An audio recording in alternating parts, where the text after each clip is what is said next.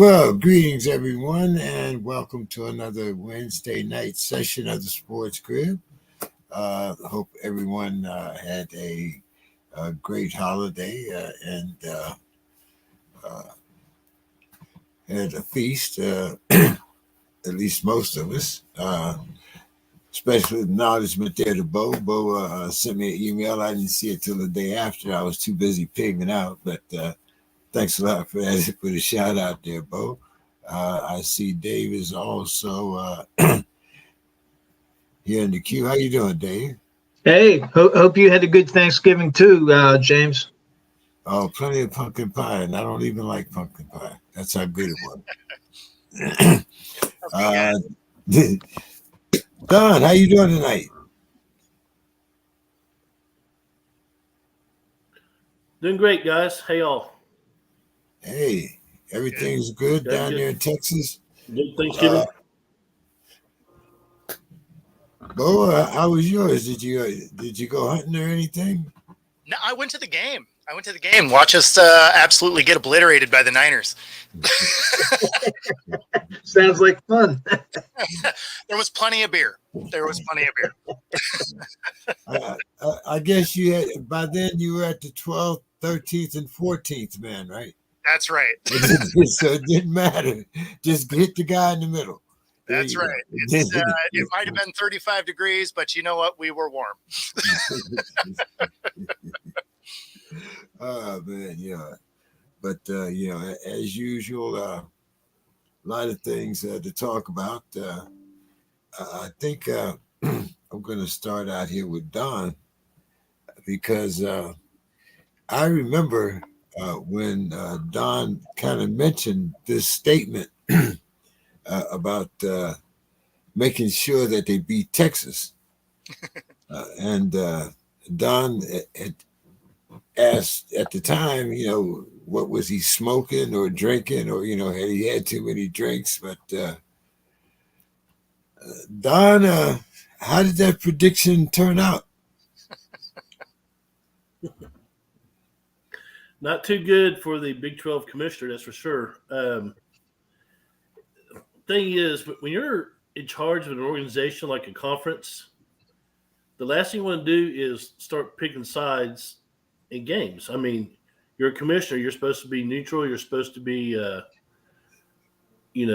uninvolved as far as, cheering for one team or the other. But in August, he went to Lubbock and said, hey, I'm going to be there in Austin, that final Big 12 game. Y'all take care of business. And, yeah, so that was great bulletin board material for the Horns. And keep in mind, last year, Tech beat us in overtime in Lubbock, and it was like the second game of the year, I think. And the Tech fans rushed the field, tore down the goalpost. I mean,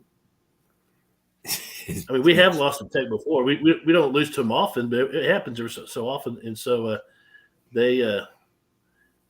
one of our fans pushed one of our players. It got kind of ugly, and so that's been building all year. And so, Friday night the ass whipping commenced.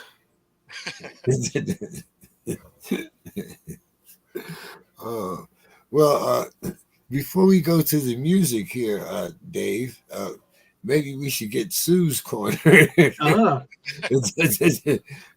have a feeling it might get a little ugly a little later on. Go ahead. All right. Well, another sport. Too bad Demetrius isn't here, but the greatest NHL fight story in a while.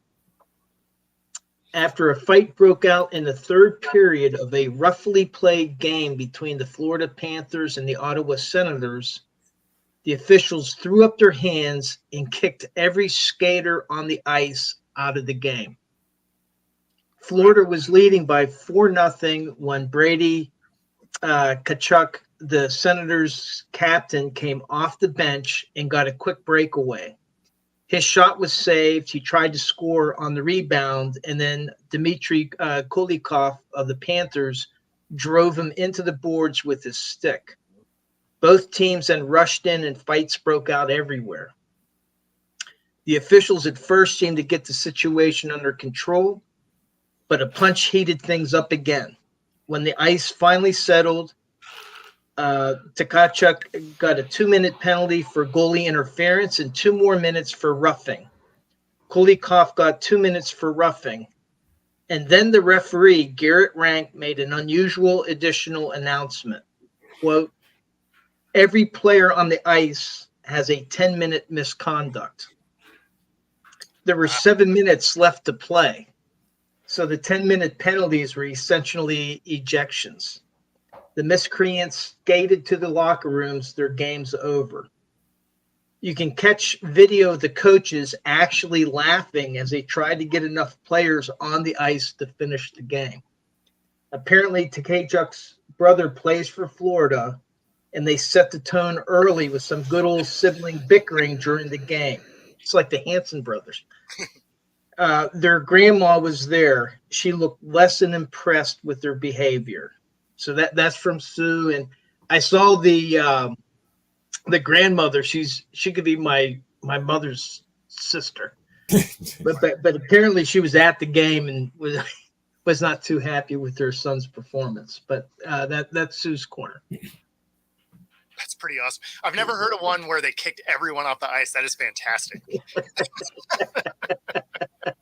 Yeah, I think it had just a little corner down in Yahoo Sports. I think if you scroll down, it was of course there were other sports. So, but it was like you said. I mean, I've.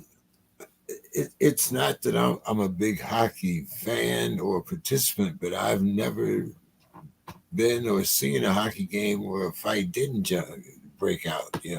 But it would be the first time when I've seen everybody ejected. That would, like you expect fights, right? Like yeah, it's gonna happen. But get everybody booted from the game. I mean, that had to have been just an absolute melee out there. Exactly. Oh man, yeah. So, Bo, what did you think about Don's remarks when I was talking about the Big 12 commissioner telling one school that they better take care of business? Yeah, I mean, that's when you're in that position, that's something you can think. That's not something you're allowed to say, right? Like you have to be an impartial body, right? Especially when you're in that capacity. Now if you're watching the game at home and you have a favorite team, yeah, cheer on like anybody else. But if you're out there in an official capacity, you can't say stuff like that. I guess unless you're Jerry Jones, I don't know. Yeah. Well, but he's not a commissioner though. That would be like Goodell being out there and being like, "Hey, go take care of business." Like, you can't. We all know he sets the officials against the Steelers. We already know that. I mean, Goodell is not disputing that, but he can't come out and say it. Yeah. So, one thing I failed to mention. Go ahead. One thing I failed to mention, James. I was at the game, and in the fourth quarter, about 2 minutes left, they put Arch Manning in, and he led a 8-play drive to get the final touchdown. And after the touchdown, on the video board, the Jumbotron, they had a video of the commissioner in August telling the Texas Tech people, go take care of business. And the entire 102,000 people. That's amazing. It's on a video board. 102,000 people in the stands just laughed. They cheered. It was, they probably heard that in San Antonio from 60 miles away. It was amazing. It was the most surreal thing I've seen in many years in Austin. Who's this Mike Elko, Don?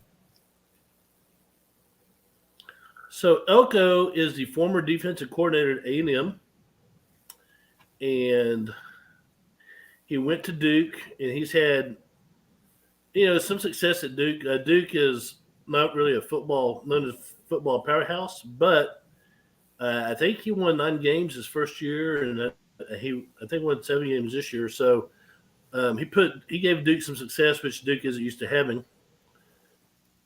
The big story on all that, though, is that the Aggies interviewed like 6 different coaches. These coaches kept turning them down. That I guess they learned from Jimbo Fisher. So they did offer a job to Mark Stoops at Kentucky. He got on the plane, landed at College Station, and apparently the president of A&M did not clear the hire with the Board of Regents. The fans took to all the message boards.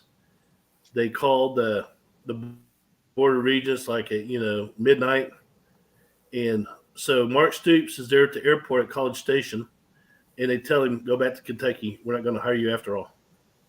And then 8 hours later, they announced, 8 hours later they announced Mike Elko as the new head coach.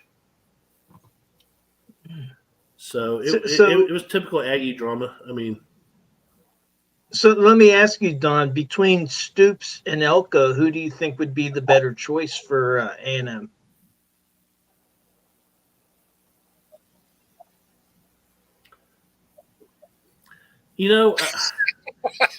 I think Elko probably would be, just because Stoops is, he's been at Kentucky, and I think he's won 10 games twice at Kentucky, and he's been there for a while. I think he's kind of maxed out he's reached the ceiling. Elko is a little bit younger. I think he's about 10 years younger. He's been at A&M before. He knows the culture. And when I say he knows the culture, let me tell you right now, Aggie culture is different than anything you've ever witnessed. They don't have your typical marching band. They have a band that wears World War II uniforms, and they play the same songs going back to probably 1930s. It's all these John Philip Sousa marches and stuff. They don't have cheerleaders; they have yell leaders. They look like pedophile milkmen with these short haircuts. They do these cheers from the 40s and 50s. They're just a strange bunch, very strange. They have a cheer where they bend over and squeeze their nuts. It's 4th and 1, so they're trying to feel the pain that they bend over and they squeeze their nuts to inflict pain on themselves. Google it. Google it. You Google A&M weird shit, and you'll get all kind of. But he knows the culture. He's been there. So he's a nut pincher. I got you. All right. Only in Texas, though. Oh man, it's surprising that some of the little nuggets you got. You just start out. You pull a thread. And we go down to nut pitchers. I mean, I don't know if it's late enough for this. Yeah, you might have to be playing the music already. Right? Yeah, I'm actually getting ready to play it right now. Don't give a what that's in here. There we go. Getting down, going hard, baby, we don't stop. Don't give a what that's in here. 'Cause I'm a rider, got the things in that thing. What? I mean, we got there quick today.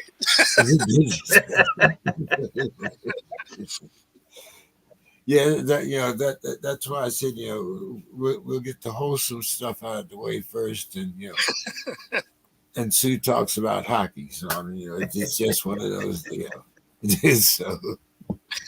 Oh, by the way, Dave, what's the weather like there in Pittsburgh? Bo is complaining about his 30 degrees. Well, right now it's below freezing up there. I'm going up Saturday, but for Sunday, 50% chance of rain, and it'll be in the 40s. So damp and cold, and then I'm staying for the week because I'm going to be up for the Cardinals game and then the Patriots game. Yeah, that's what we got. Really, starting midday tomorrow is low 40s and rain. Until I don't know, March or something. because Seattle. Yeah, I think it was Bryant McFadden. He was talking about playing a game up in Seattle and having 4 seasons in one game. That's accurate, especially if it's in the spring. Like if you play in like late February, it can be sunny. Like if you went for one day to the next, it could be mid 60s and sunny and awesome, and then the next day it could snow.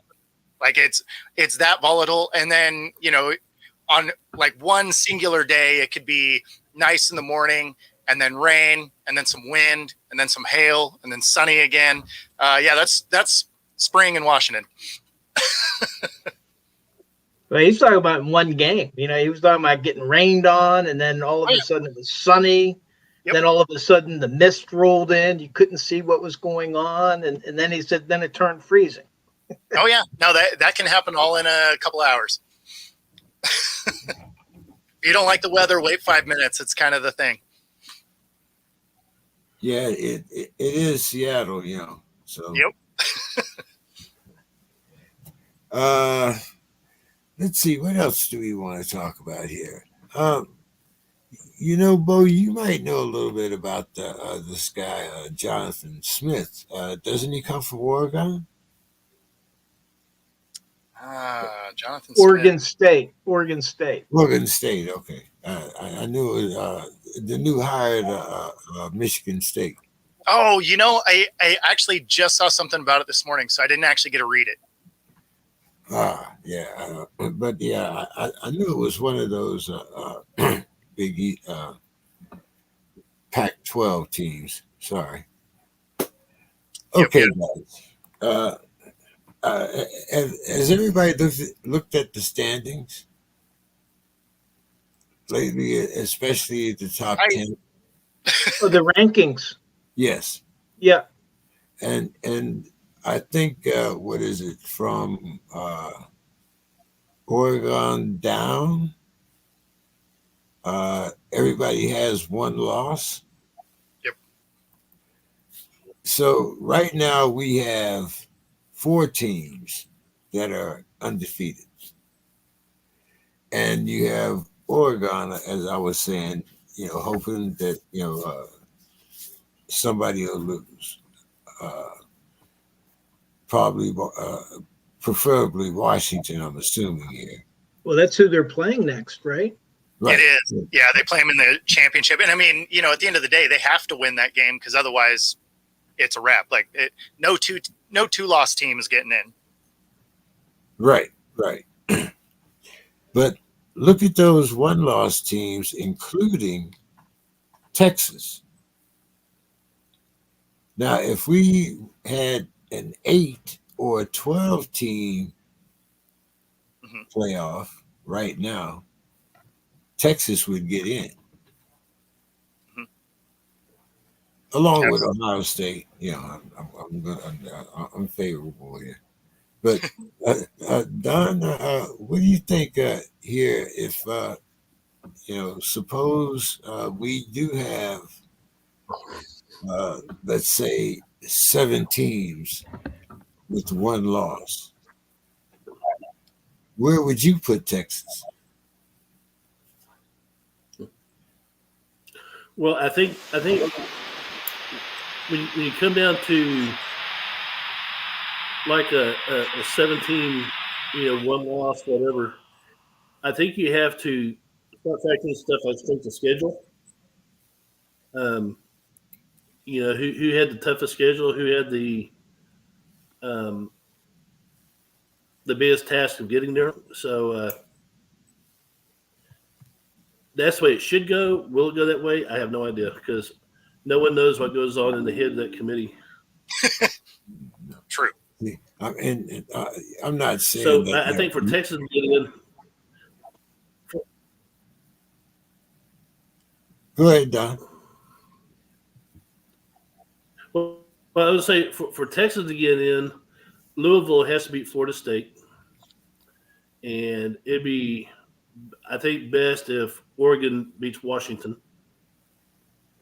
That way, Texas made the case that they had a harder schedule than Oregon. I think seven of Oregon's wins are against teams with losing records, something like that. It was something crazy. So I think that helps Texas. Alabama, it'd be nice if Alabama beat Georgia. That could happen. But I think the bigger upset will be if Louisville can knock off Florida State. And don't forget we have a Big Take care Ten of business of championship. Oklahoma State. Who is it that plays? They got a good defense. Is it Wisconsin? That Michigan plays for the Big Ten championship? Well, their next game is Iowa. Maybe it's Iowa that they're playing, and Iowa does have a defense, so it's possible, when you look at the schedule. But I would just love to be a fly in the room if we had 7 teams that only had one loss, and just see how that would go. I mean, it would definitely show why they needed the expanded playoff.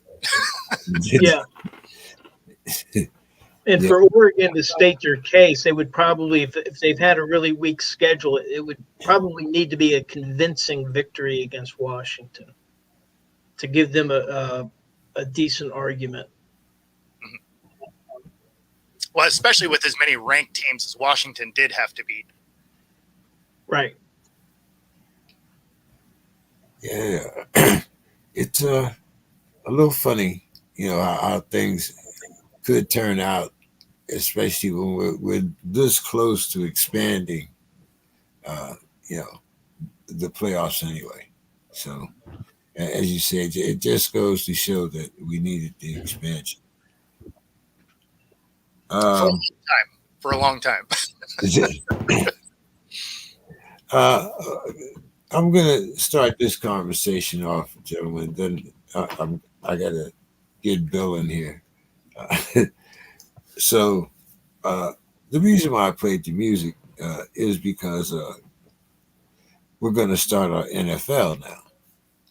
And I thought this was very interesting. So Colts owner Jim Irsay says that his 2014 arrest for operating a vehicle while intoxicated was a result of police prejudice against him for being a rich white billionaire. Irsay discussed the circumstances of his arrest as part of an interview with HBO Sports. And then he decided to double down. He said, I don't care what it sounds like. It's true. So who wants to grab this hot potato while I get Bill in here? Yeah, I mean, my view is real simple. Was he intoxicated or not? That's what it comes down to. And anybody's going to use any excuse that they can. But the excuse he's using is just so ludicrous that, I mean, it doesn't hold water. But, it's quite the opposite. You look at Robert Kraft when he was caught up with his little massage deal down there in Florida, and you compare that to what happened to Deshaun Watson. Now, bigger scale, but still similar issue. Well, nothing happens to Kraft because he has money. He can afford to defend himself. And so to me, it just doesn't hold water. The bottom line is, hey, were you driving while you were intoxicated, endangering people? And if you were, then just shut up and take your punishment. That's it. And I'm, I got to admit, I'm not an angel. I've done it before. Shouldn't. Nobody should be driving around while they're impaired because they're endangering other people. And that's what he should be focused on. So a little bit of humility wouldn't be bad. That's just my view. Uh, Don, what do you think? A lot of millionaires down there in Texas.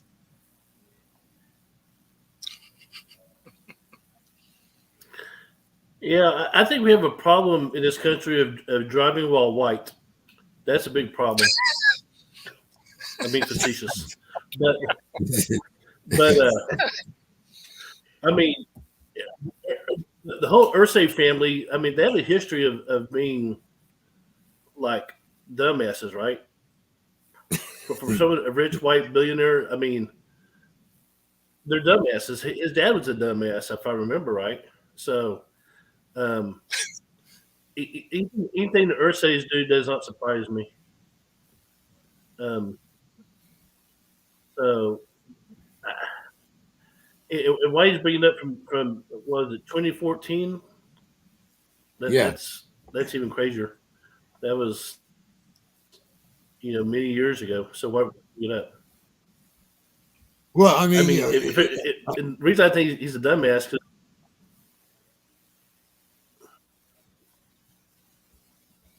I mean, if that happens, you don't bring it up. You want to forget it. Don't bring it up. Just let it stay in the past.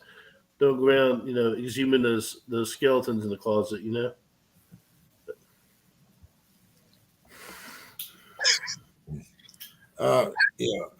as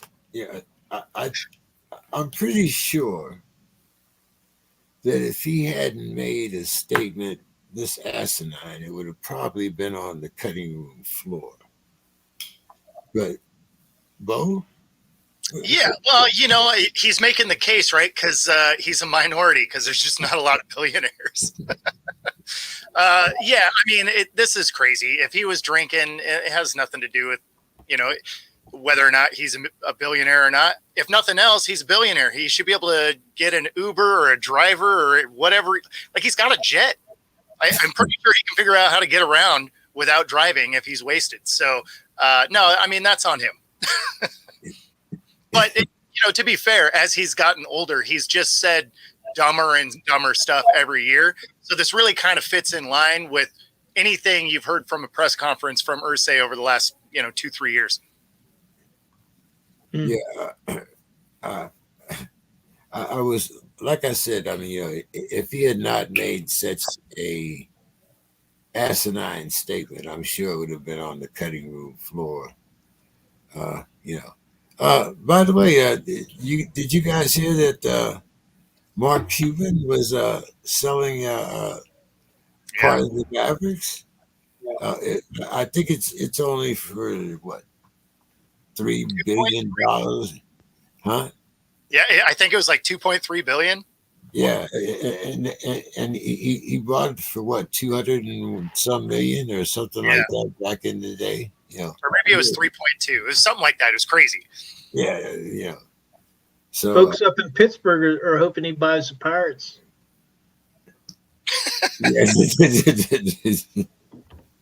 Oh my goodness. Oh man. Don, what did you guys think down there in San Antonio about the Mavericks being well? He's still the head of basketball operations, isn't it, or something like that? So some controlling part he's still keeping. I think he sold like 57% or something like that. But he sold his controlling shares, but he's still like head of operations or something. Yeah. So we'll be talking more about that as it goes on. I'm sure. Could we go back to one? I saw a blip, and I don't know how real it is from NCAA football. Did any of you see anything about a second quarterback recruit deciding not to go to Colorado, reneging on his signature? Has anybody heard that? I've heard about one. I didn't hear about two. I did hear about one. Okay, yeah, I just saw a quick blip, so I don't know enough to really talk about. I was just wondering if anybody had heard, but I heard it was like the second recruit. that Well, dropped out, a quarterback recruit, which is a shame. So sorry about that. I was just curious, sir. Well, actually, if we're going to do NCAA, there's kind of an interesting thing. So Oregon State and Washington State, they won their appeal to take over the Pac-12, right? Oh, they did win it. They did win it. And with that, they have the ability to disqualify any of the leaving schools from the league championship game or from the conference championship game. So it's within Washington State and Oregon State's right as the controlling entity now to make it so that Washington and Oregon couldn't play the game. Now, I don't think they do it, but it's within their right to do it. And that would be another really crazy scenario when you think of the Final Four of the playoffs, if they don't get to play that game. Well, that's a lot of leverage they have too on whatever, however they're going to pull themselves apart. That's a lot of leverage. Absolutely. No, I mean, it's interesting to see some of the things that they could do. Again, I don't think they do. I think that would be just weirdly short-sighted, but it's within their capabilities. So if they wanted to, they could disqualify every leaving school, which means in theory, that game could be Washington State, Oregon State for the championship. yeah, well, I think I had asked you about that before, something about them being a 2-team conference. Yep. Yeah, it's like, okay. Bill, welcome to the show. How you doing tonight? Yes. Well, first of all, I love the scenarios being put up there because I'm always ready for the petty. It would be hilarious if they actually did that, but he's right. They probably will not, though. It would be so amazing. And they get to split all of the money between the two of them, right? Yep. So the old saying about crying all the way to the bank, that's what those two schools will be doing. They'll be crying all the way to the bank. Now, whoever is in charge of schedule making is going to earn their money next year. I mean, I don't know what that person gets paid, but they're going to earn it. Yeah, no doubt. But I mean, football is the easy one. Like, way to basketball season, gymnastics, wrestling, track and field. That's where those people are going to be hustling. Yeah, that's where they're going to hire someone from Notre Dame that knows how to do it. Yeah, there you go. Hey, Georgia Southern, you up? I mean, it's Pretty much. So, Bill, since you say you're always ready for the petty, did you get a chance to read Mr. Ursay's? not the Black Mammy thing. Is that what we're going to talk about? No. We're going to a different. Okay. I mean, there's so many Jim Irsay things. I guess I should have been actually be more specific. Well, this one is from when he got caught speeding. Oh, that one. Okay. In 2014. Yeah. Now, speeding can mean more than one thing if you're Jim Irsay, but continue. Well, let's see. Let me make sure. I'll get the exact language here. Okay. He says he was arrested for operating a vehicle while intoxicated. That sounds about right. Okay. But the arrest was a result of police prejudice against him for being a rich white billionaire. Yes. Please, won't someone do something about the oppression of rich white billionaires? Please give generously.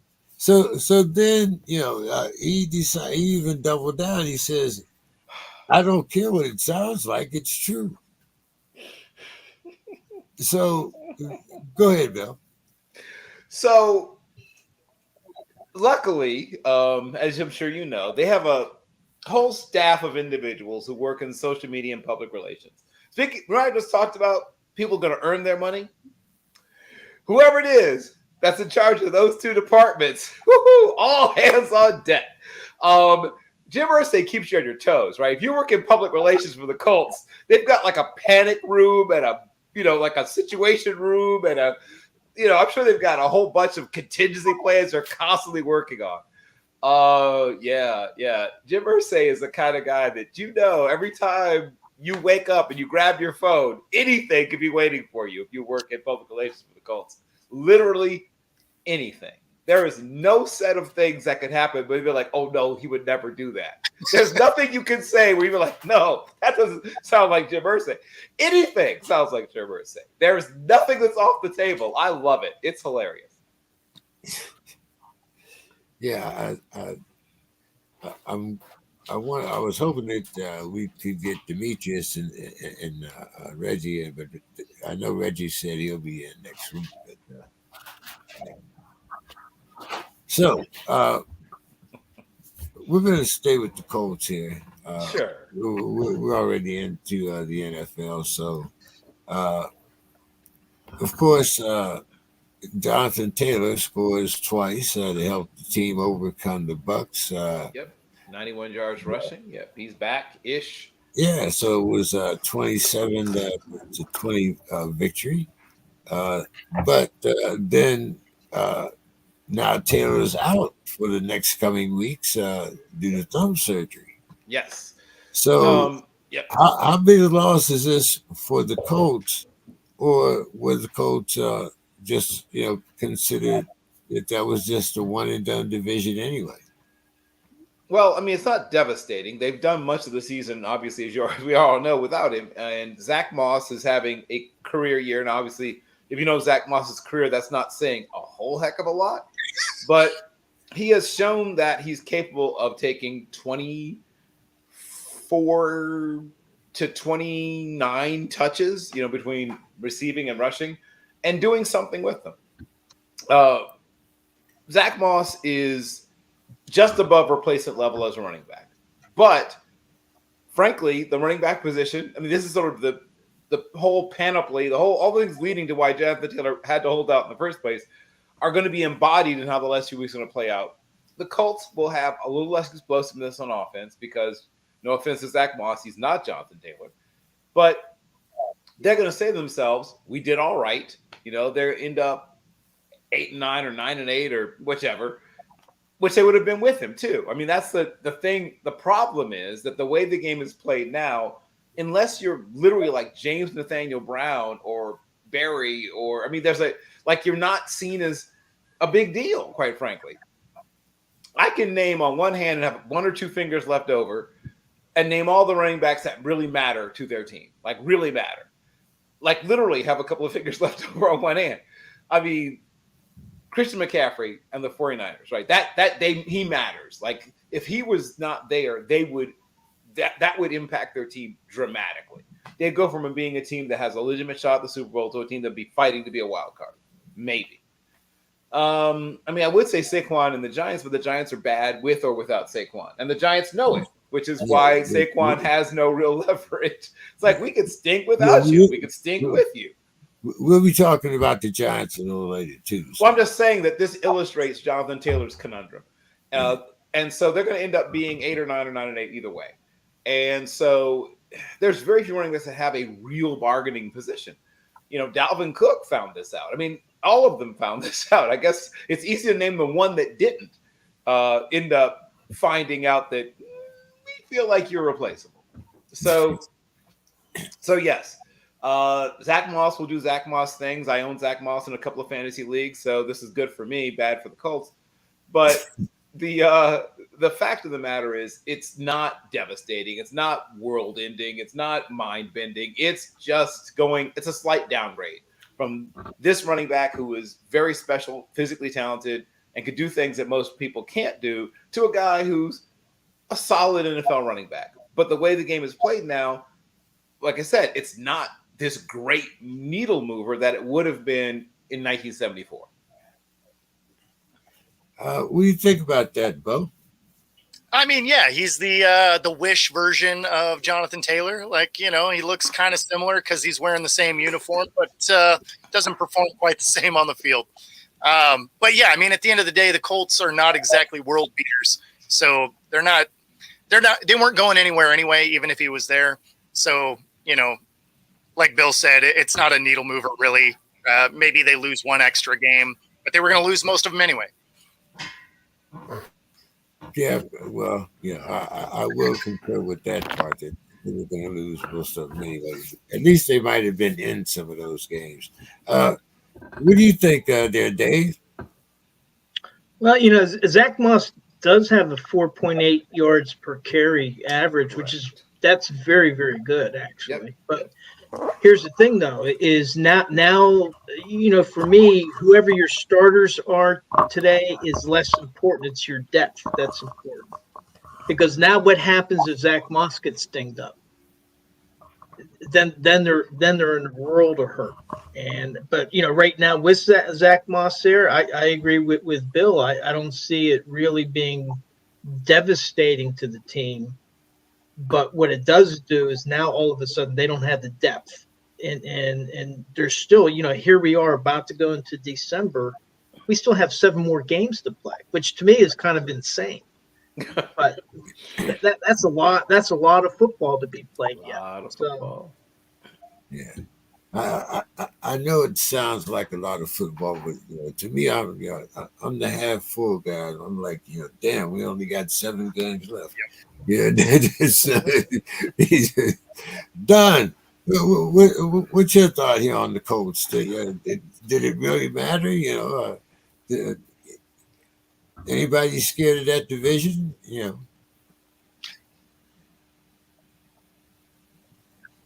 I don't think so. I mean, the Colts are good for a few upsets every year, but they're not what I consider, any kind of contender. They might be a few years away, but losing Taylor is going to hurt. It's his injury. So unless you're Bill and you got me in fantasy. That's a shame for.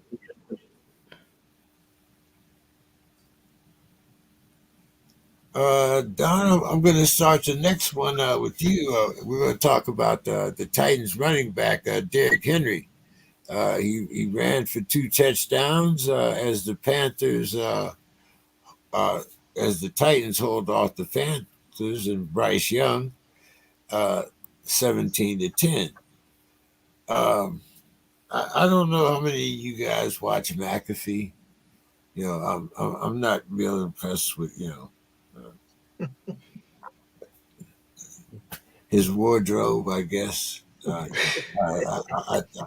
kind of thought that we had gotten past that point, but I guess I guess it's what the young people call a throwback, and people of my generation call it throw out. That's a different conversation. So, who do you want to talk about there, Don? You want to talk about the Titans win, or you want to talk about Bryce Young?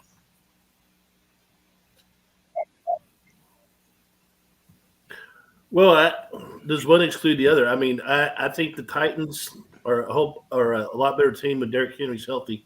We've seen that. The guy's he's just a beast. Bryce Young, he didn't a lot of criticism, and I get it.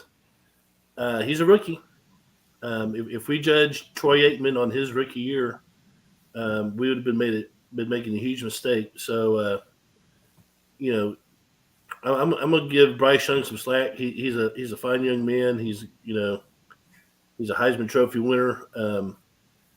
Sometimes it takes a while to adjust to the game, and I think we're just experiencing some growing pains. I think we'll see a different Bryce Young 3 or 4 years from now. So don't throw him out just yet. Bo, what's your thoughts when you watch? Former corner when you watch Bryce Young. Well, I mean, the biggest thing is he doesn't have any time, right? Like his offensive line is terrible. So they traded away his weapons. They don't have a great line to protect him. He is a little bit undersized, which doesn't matter if you have good protection schemes. And of course, he's going to have to deal with the fact that he's going to have a whole new coaching staff next year, right? Because they fired Frank Reich yesterday. So, and of course, kudos to him for getting fired 2 years in a row. Like, that dude is collecting checks to sit on the beach like a champ. But, you feel bad for Bryce Young. He wasn't set up for success. Not that you generally are coming in. You're always getting drafted to a bad team if you're a top recruit. But this one feels a lot more like, that Jaguars situation with Urban Meyer. There's too much distraction around it. I think he'll be fine. It's just going to take a little bit longer than it should have. Dave. Agreed. Well, I guess for me, I find it interesting, the firing of Frank Reich, because one of the things that I heard was that Frank Reich actually wanted C.J. Stroud. Yeah. And that there was a number of other people that wanted Stroud. And the owner he wanted Bryce Young. Yep. And so already there was a disconnect there between the head coach and the owner, even from the draft going back to April. So that tells me that the firing of him with 1-win record, not surprising. But then I'm a little bit concerned about I'm not a big fan of the owners inserting themselves and overruling their coach in the middle of the season. It happens, and sometimes it needs to happen. But I just find that really interesting. And frankly, I think I would, from what I've seen so far, I would rather have T.J. Stroud. Now, how would Stroud perform with what the Panthers have? Now, he also started out the season, Stroud, with an offensive line that was decimated by injuries, and they kind of came through it. Yep. So I just find that interesting. Tepper is, as a former minority owner of the Steelers, I'm not sure if he got too many lessons from the Rooneys. Bill. Yes. What's your thoughts here? I'm sure you scouted Bryce. And McAfee said he was impressed by the honesty of the Panthers owner, David Tepper, on why the team chose Bryce Young, because he had the pocketbook. But anyway. So what's your thoughts there, Bill?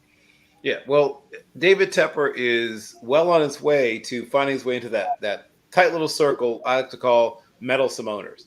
It's one of those things that you don't want a do-nothing, pays no attention like the Glazers with the Tampa Buccaneers. I mean, they're in England, half the time worrying about Manchester United, which I kind of understand. That's where the big money is invested for them in terms of their sports portfolio. You don't want that, and you don't want Jerry Jones. So somewhere between the two is where most owners reside, where they show up. I mean, Jeffrey Lurie is sort of what you want to be, right? Where you hire good people, you leave them the heck alone, you show up for big games on television with your beautiful wife. Now, David Tepper doesn't seem to be headed in that direction, though. He seems to be inching ever closer to the Jerry Jones area. That's not where you want to be, son. Don't do that. Don't go that way. While it might be fun to be on ESPN and calling, people and asking them if they want to be a Panther, and then saying to you, well, I mean, does it matter if I say no? Because no, it doesn't, because you're drafted. Yeah, suck it up, kid. You got to get on a plane. But I know you bought this really super shiny toy, right? And there's only 32 of them in the world, and you want to play with it. You have to resist the temptation to play with the toy. You can watch the toy. You can enjoy the toy sort of from afar. You can tell people about your toy and say, "Look at my cool toy." I can't turn it into a transformer and make. I can't. Well, that's what Daniel Snyder was doing. So don't do that, right? You need to say to yourself, I just need to watch the toy, enjoy the toy. Occasionally, if the toy needs something, provide the thing that needs, but just don't play with it. he started doing a lot of press recently, and he, decided for whatever reason to open up or reopen the whole Coleridge Bernard Stroud the fourth issues. And of course, Bryce Paul Young is sitting there thinking, why are we talking about this again? It's rough enough to be a young quarterback on a bad team without people deciding to rehash the whole should they have drafted you or not thing. Now, let me also say this. I promise you Stroud would not look as good as he's looked if he was playing for the Panthers. Like, situations matter. He would probably be a little better, but nobody would look good in the situation that Stroud's in. I mean, no one looked good in the situation that Bryce Young's in. That is a terrible team. As was already noted, they have not a lot around him. The offensive line is, if not the worst, they're in the top 3 worst in the league. The defense doesn't collect a lot of turnovers, so you don't get a lot of short fields. So you're having a lot of long, slow, methodical drives because you can't get explosive plays. Your line can't protect. You can't really run the football. You can't really pass the football. But other than that, things are fantastic. At least they do nothing well. Well, let's talk about another young quarterback here. The Jags quarterback, Trevor Lawrence, passes for 364 yards as the Jags improved to 8-3 and 5-0 on the road. So, Bill, are the Jags the most surprising 8-3 team, or is it actually more surprising that the Texans have a winning record up to this point? Oh, yeah, definitely B. I think almost everybody that I know picked the Jaguars to win that division and to win it going away. The Texans were a team that some people thought would be like 4-13. I said I thought they would fight hard and look better than expected, but I didn't see this coming. I'm not going to pretend. I thought they'd end up maybe 7-10, and like a robust 7-10, where they like maybe beat 1 or 2 good teams and scared some other teams. But they have a legitimate shot at having a winning record, which to me is wow. Kudos all the way around to the coaching staff, and they have a really good young coaching staff, to the player personnel, to the college scouting, to everybody. Everyone's done their jobs really, really well.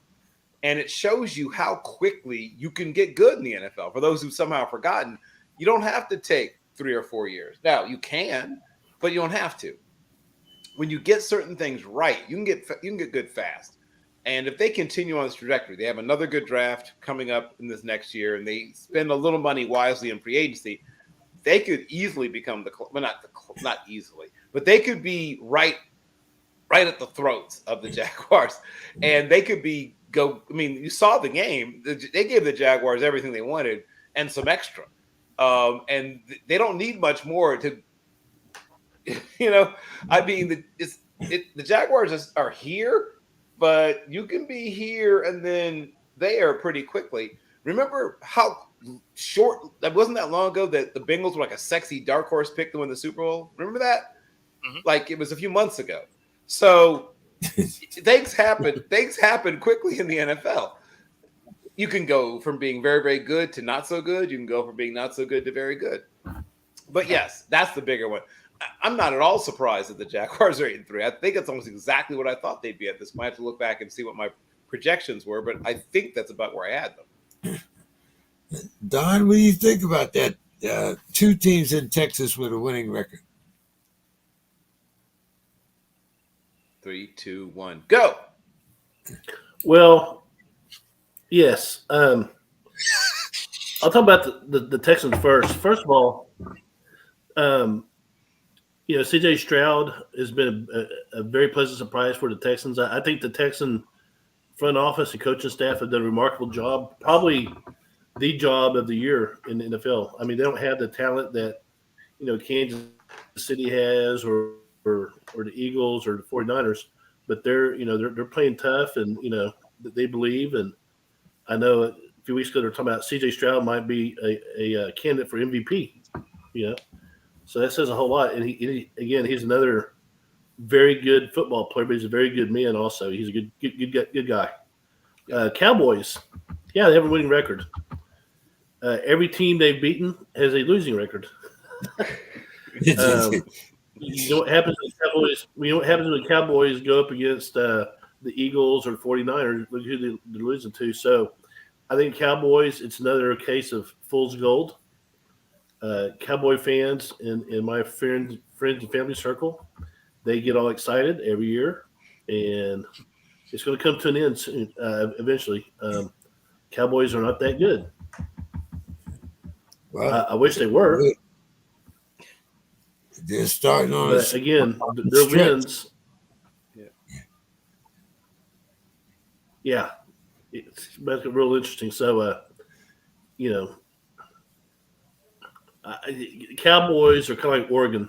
Oregon's 7 wins are against teams with losing records. So if you translate to the pros, Oregon becomes the Cowboys. What? I wonder if that's bulletin board material for Oregon. We become the Cowboys. Oh. Let's play cowboy football. What do you think, Dave? What's more interesting, the Jags with 8-3 or the Texans with a winning record? Well, I mean, the thing with the Jags, Trevor Lawrence showed us last year. He showed flashes last year. Threw for 25 touchdowns, did have 8 interceptions, but still the ratio was there. And again, going into this season, actually both teams had pretty weak strength schedule. Their schedules were weak. So the Jags came in in the beginning of the year. 4.77 was their strength of schedule. The Texans were 4.31. But I think that the Texans had already shown us flashes of where they could be. With the Texans, I mean, Stroud has done a great job, but normally when I'm a big believer in the trenches and having a strong offensive and defensive line. The front 7 on defense, and then your offensive line. Because if you don't have a good offensive line, you can have a great quarterback, and he's not going to do anything. And with the Texans, they had all these injuries to I think all 5 of their starters at some point have been out or have been gone on to IR. And so whatever they've done there to put that together, to me is amazing. And they also had Kendrick Green start, which he was kind of a washout up in Pittsburgh. So to me, the bigger surprise is the Texans. Now for both teams, again for their remaining strength of schedule, both of them were well under 500. They're playing well under 500. So I think I believe the Jags are at 418 and the Texans are at 470. So I think that leans in favor of the Jags to come out on top. But I'm just not as surprised. For me, the big surprise is the Texans. And it's because of what happened to their offensive line and having a rookie quarterback. That's pretty incredible to me. Bo, what do you think? Yeah, I mean, the Jags you thought were going to win this division. So the thing that's actually kind of amazing is that their record is as good as they are with the brand of defense they play. I think that's kind of the things that's surprising about the Jags. But the big surprise, obviously, is the Texans. I thought they were going to be a right around but under 500 team, right, before the season. I was with Bill on that. I thought they were going to be like a 7-win team where they surprise some people, and then lose some games that they shouldn't, right? Like they're a young team. And then I looked at this offseason as they have another good draft. And then all of a sudden they're relevant in that division. Well, the way that the Jags play defense, I think with another good offseason, this could be the Texans' division. Because the Jags, although good on the offensive side of the ball, their defense comes up short when it matters. Like statistically, they don't look terrible, but when you do the eye test, they come up short in moments that you need them to be special. And so this next year will be real interesting, but I still think I still think the Jags end up taking this division down. Yeah, more than likely they do, but I'm kind of with Bill. At the beginning of the season, when you thought about the Texans, maybe the closest that I had them was 10-7. So yeah, I'm impressed, and now if you're in a fantasy league, you're looking for CJ and some of the Texans. Um, we'll start this one with you, there, Bo. Um, I texted Demetrius at halftime. I was a little concerned at the score of the Detroit game. Mm. And he texted me back. He said, a lot of game left. We'll be fine. Well, the Packers quarterback, Love, ties a career record with 3 touchdown passes. The Lions are 8-3, Bo, but will they be fine? Yeah, ultimately, yes. I mean, at the end of the day, that is still a divisional game, right? Divisional games can be a problem no matter what the records are. I mean, prime example, 2 of the Rams' 4 wins or 5, their 5 wins are against the Seahawks, right? So, I mean, they're just divisional games are always a problem. I think the Lions will be fine. But if you're a Packers fan, you got to like what you've seen out of Love the last couple of weeks, because up to that point, it hasn't inspired a lot of confidence. So last couple of weeks, that team has looked a lot better. And, we're going to find out moving forward whether or not that team is actually better or if it just had a couple of decent games. But when it comes to the Lions, yeah, I think they'll be fine. What do you think, Dave? Well, I think it all centers for the Vikings. It all centers around Jared Goff, and he had 3 fumbles against Chicago, 3 fumbles against Green Bay, and then he threw 3 interceptions against Chicago. And you got to win your division games. I mean, they are tough, but those are the games that you have to win.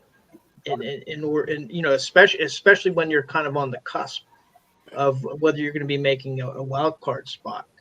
And so to me, it all centers on Jared Goff. So he's had 2 games in a row where, he's been a turnover machine. And what he needs to do is he needs to, if Jared Goff rights the ship, then I think that they might be in a little bit better shape. And then I believe that Justin Jefferson, his 21-day window opened up, right? Yep. Right. Yep. Yeah. So, that bears out good as long as Jared Goff isn't throwing to the defenders. If he's connecting with Jefferson and not to the defenders, then they should be in better shape to get a wild card spot. Well, the Lions better hope Goff isn't throwing to Jefferson. Yeah. Well, unless it's I don't know what. Where would the Lions? Where would Jefferson? Well, anyway. Bill, what's your? I'm sure you watched that game Thanksgiving. What was your thoughts? Well, you could see the things that I look for when I watch a game, especially a game where I think I know sort of what the outcome's likely to be in terms of win or loser. I was looking at individual matchups. How many players does one team have versus the other team that force you to change something that you would have done, force you to spend more time in meetings than you normally would? And some teams will have, several players that fit that category, right? I mean, we've talked about the Eagles. The Eagles are one of those teams where at every level of both offense and defense, they have a player that's significantly better than who they face almost every week. That helps. They have good coaching. They have a lot of other things. But when you have players that can physically and emotionally dominate whoever lines up across them more times than not, that's hugely helpful. The Lions are a team that I think most of us saw coming. We talked about the Jaguars. This is sort of a similar situation. a lot of people, once again, sort of a sexy dark horse pick to even win the whole NFC, which I don't think they're there for that yet, but I can see why some people would think it. And at this point, the remaining games on the schedule, I mean, I won't say it's not a cakewalk. It's not, an easy run, but the Saints are a team that themselves might be a playoff team in obviously the very soft NFC South. Then they've got the Broncos. The Broncos are resurgent. That's gonna be a tough one. And then they got, Dallas in December 30th. That's obviously not gonna be any fun. And then it gets a little softer down the very end. They have the Bears and Vikings back to back, but each one of those games is going to be competitive. Like there's not a single one of those games is going to be just a flat out gimme. So while they are for the moment, the Lions are riding high, they might pick up another loss or two. And, I still believe they're going to win the NFC North, but they could, like I said, find themselves limping, I guess is the term used, sort of limping or not exactly cruising their way into the playoffs. Don, what did you think watching them on Thanksgiving? Why is my turkey getting cold? There he goes. Yeah, Thanksgiving get good games, didn't it? Of course, we start off with Detroit, and that's always a fun game to watch. I for some reason, I thought that Detroit would probably blow them out, but sometimes what you think is going to happen doesn't happen. I thought that Green Bay came out and just wanted it more. It seems like last week we were talking about Love at quarterback and how they're running out of patience, and then he says, "Well, screw you, I'm going to have to throw 3 touchdown passes." But yeah, so and then the next game we had was, of course, the Cowboys and their overrated selves. Hey, Dak looked great, but they were playing the Commanders, so it's easy to look good when you're playing the shit teams in your division. So I love Thanksgiving and watch the football games. And that Friday after that I went to watch Texas play, so I got my fill of football. I hear you. Mr. Scott. I just wanted to say, James, I got earlier. I got the Vikings and the Lions mixed up with Jared Goff and the Lions, but I just wanted to say one thing about the Vikings and Josh Dobbs. He had 4 interceptions, but 3 of those interceptions We're going to talk about those. See, we got a Vikings expert down here in the corner, so we're going to talk about the Rocket Man here in a minute. But I thought I'd throw him a little softball before I gave him that hard inside pitch, brushing him off the plate. So, Mr. Scott, how are you doing this evening? Very good.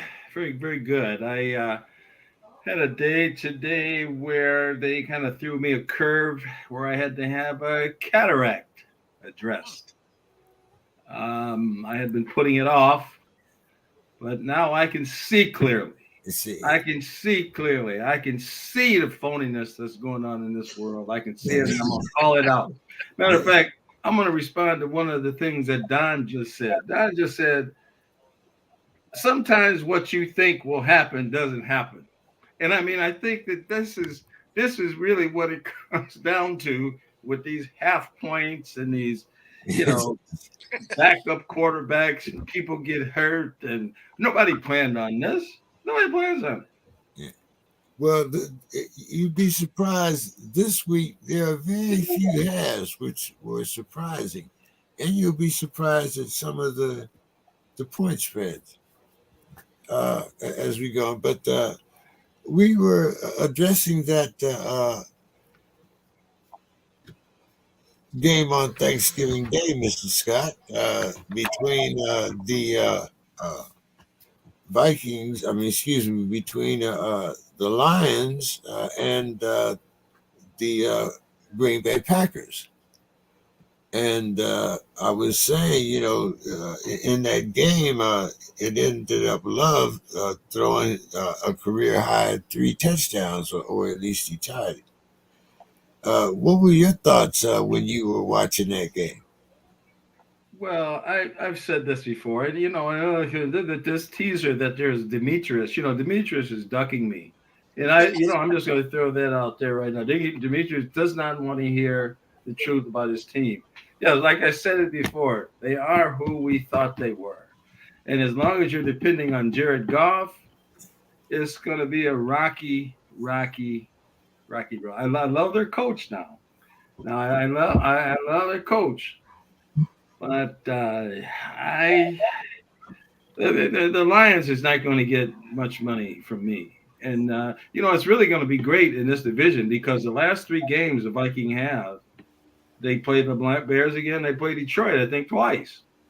I think it's home and away. So this is going to be the deciding factor. I mean, yeah, people are down on, they call him the Rocket Man. He's showing who he is. He's been off 7 teams. He's been all of a sudden, see, the script flips so quickly. But we'll see. We'll see what O'Connell comes up with. They get a bye this week, and then they got the Raiders. So, but what I thought about the game was pretty much what I thought the Lions. Boy, very, very, very soft favorites. We'll see. I wish Demetrius was here. I mean, the ducking Demetrius. I'm sorry, calling him ducking Demetrius. It is funny. He seems like he is gone when they lose. I wasn't going to say that. Well, Bill, I want you to record this scandalous conversation here about our friend. Yeah. But I do have to ask you about Rocket Man, though, because, for the last 2 or 3 weeks, everybody was on the Minnesota bandwagon. He had been on 7 teams, and now he comes in. He's, the savior, and, he went to, rocket science school, so he should be able to understand the playbook. But it seems he might understand the playbook, but this week he just didn't know what uniform to throw to. As you mentioned, he did throw 4 interceptions. 3, I will admit, 3 of them were tips, but that's part of the game. That's why people like Bo have a job. That's why people like me and Bill sit on the sidelines and say, "Damn, I wish I was that fast." So. I mean, what's going on? I mean, the coaches are saying that, you're getting Jefferson back, and the coaches are saying that they're going to pick the best quarterback to enhance Jefferson's game and try to get into playoffs. So that's a good premise, but who are those 3 quarterbacks, Mr. Scott? Well, yeah, this isn't the old days where you could sub. They don't sub quarterbacks. I mean, when Cousins was in, I think the whole time I think he's missed 1 game. I mean, I'm talking about whether it was a blowout, a blow in, whatever. He plays the whole doggone game. You don't see him getting another guy ready and playing another guy. And even if you're ahead or you're behind, let the other guy play. Let him get some reps. You never know what's going to happen. But as far as the Rocket Man, the other guy had a concussion. Cousins is out. Nick Mullins, I mean, he's a career backup. I mean, this is no different than the Rocket Man. The Rocket Man had been on 7 teams before when he was winning. And now all of a sudden he's no good, when listening to people. So I think, with Jefferson back, I have no reason to think that shouldn't be able to be. I would throw him back in there against the Raiders. I mean, I really would. I would say him. You got Jefferson back. Let's make Madison start running the doggone ball. And if they do that, I think they'll be. I think they'll be okay. I want to get ready for these last 3 games. I want to just talk to Demetrius about the line, but in those games, hopefully he'll be willing to. And I'll do a surprise again. I won't show it at the beginning. I'll come with a surprise. Maybe it'll be there. Maybe I'll wear a mask even. You know, the mask. Hate the mask. What's that? What did they call those guys? El Libre. Lucha Libre. Yes. I come over the top rope. Yeah.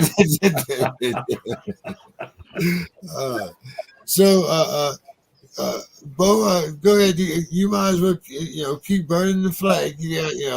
I heard you trying. Demetrius doesn't show when the team loses. I'm telling you, hey, it's on record, y'all. Yeah. So.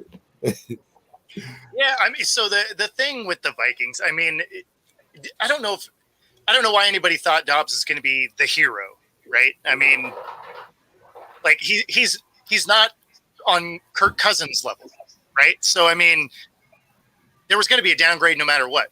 That being said, all of the hate that he's getting for the interceptions he had this last week, a couple of those hit his receivers square in the hands. I mean, I understand it goes on a stat sheet as an interception, but I mean, those weren't on him. Like they were exactly where they were supposed to be. He probably threw them a little harder than they needed to be, but he threaded the needle, hit them in the hands. They didn't catch it. It goes straight to a defender. I mean, it's hard to fault a quarterback for that kind of turnover. But that being said, on a stat sheet, turnover, you lose a game. So he's going to get Jefferson. I know he's back in the window. I don't know if they get him this week though, but I mean, ultimately that's a nice piece for him, right? They're on a bye this week, right? I think they're on a bye this week. Well, you're right. They are. So yeah, he should be available for their next game. But to excuse me. They need to get their running game going. They have good running backs. I don't know why they don't hand the ball off. Like, give your quarterback that cushion by being able to use the running game. Madison's not a bad running back. If you actually hand the ball to him, he'll get yards. So there's things that this team does that makes you scratch your head a little bit. But moving forward, since they have 3 backup quarterbacks on the roster anyway, you might as well stick with the one that's been winning you games. Don, what did you think about the Vikings? And all of a sudden, the Rocket Man, the arm doesn't quite work like they thought it did. Well, here's my thought on that.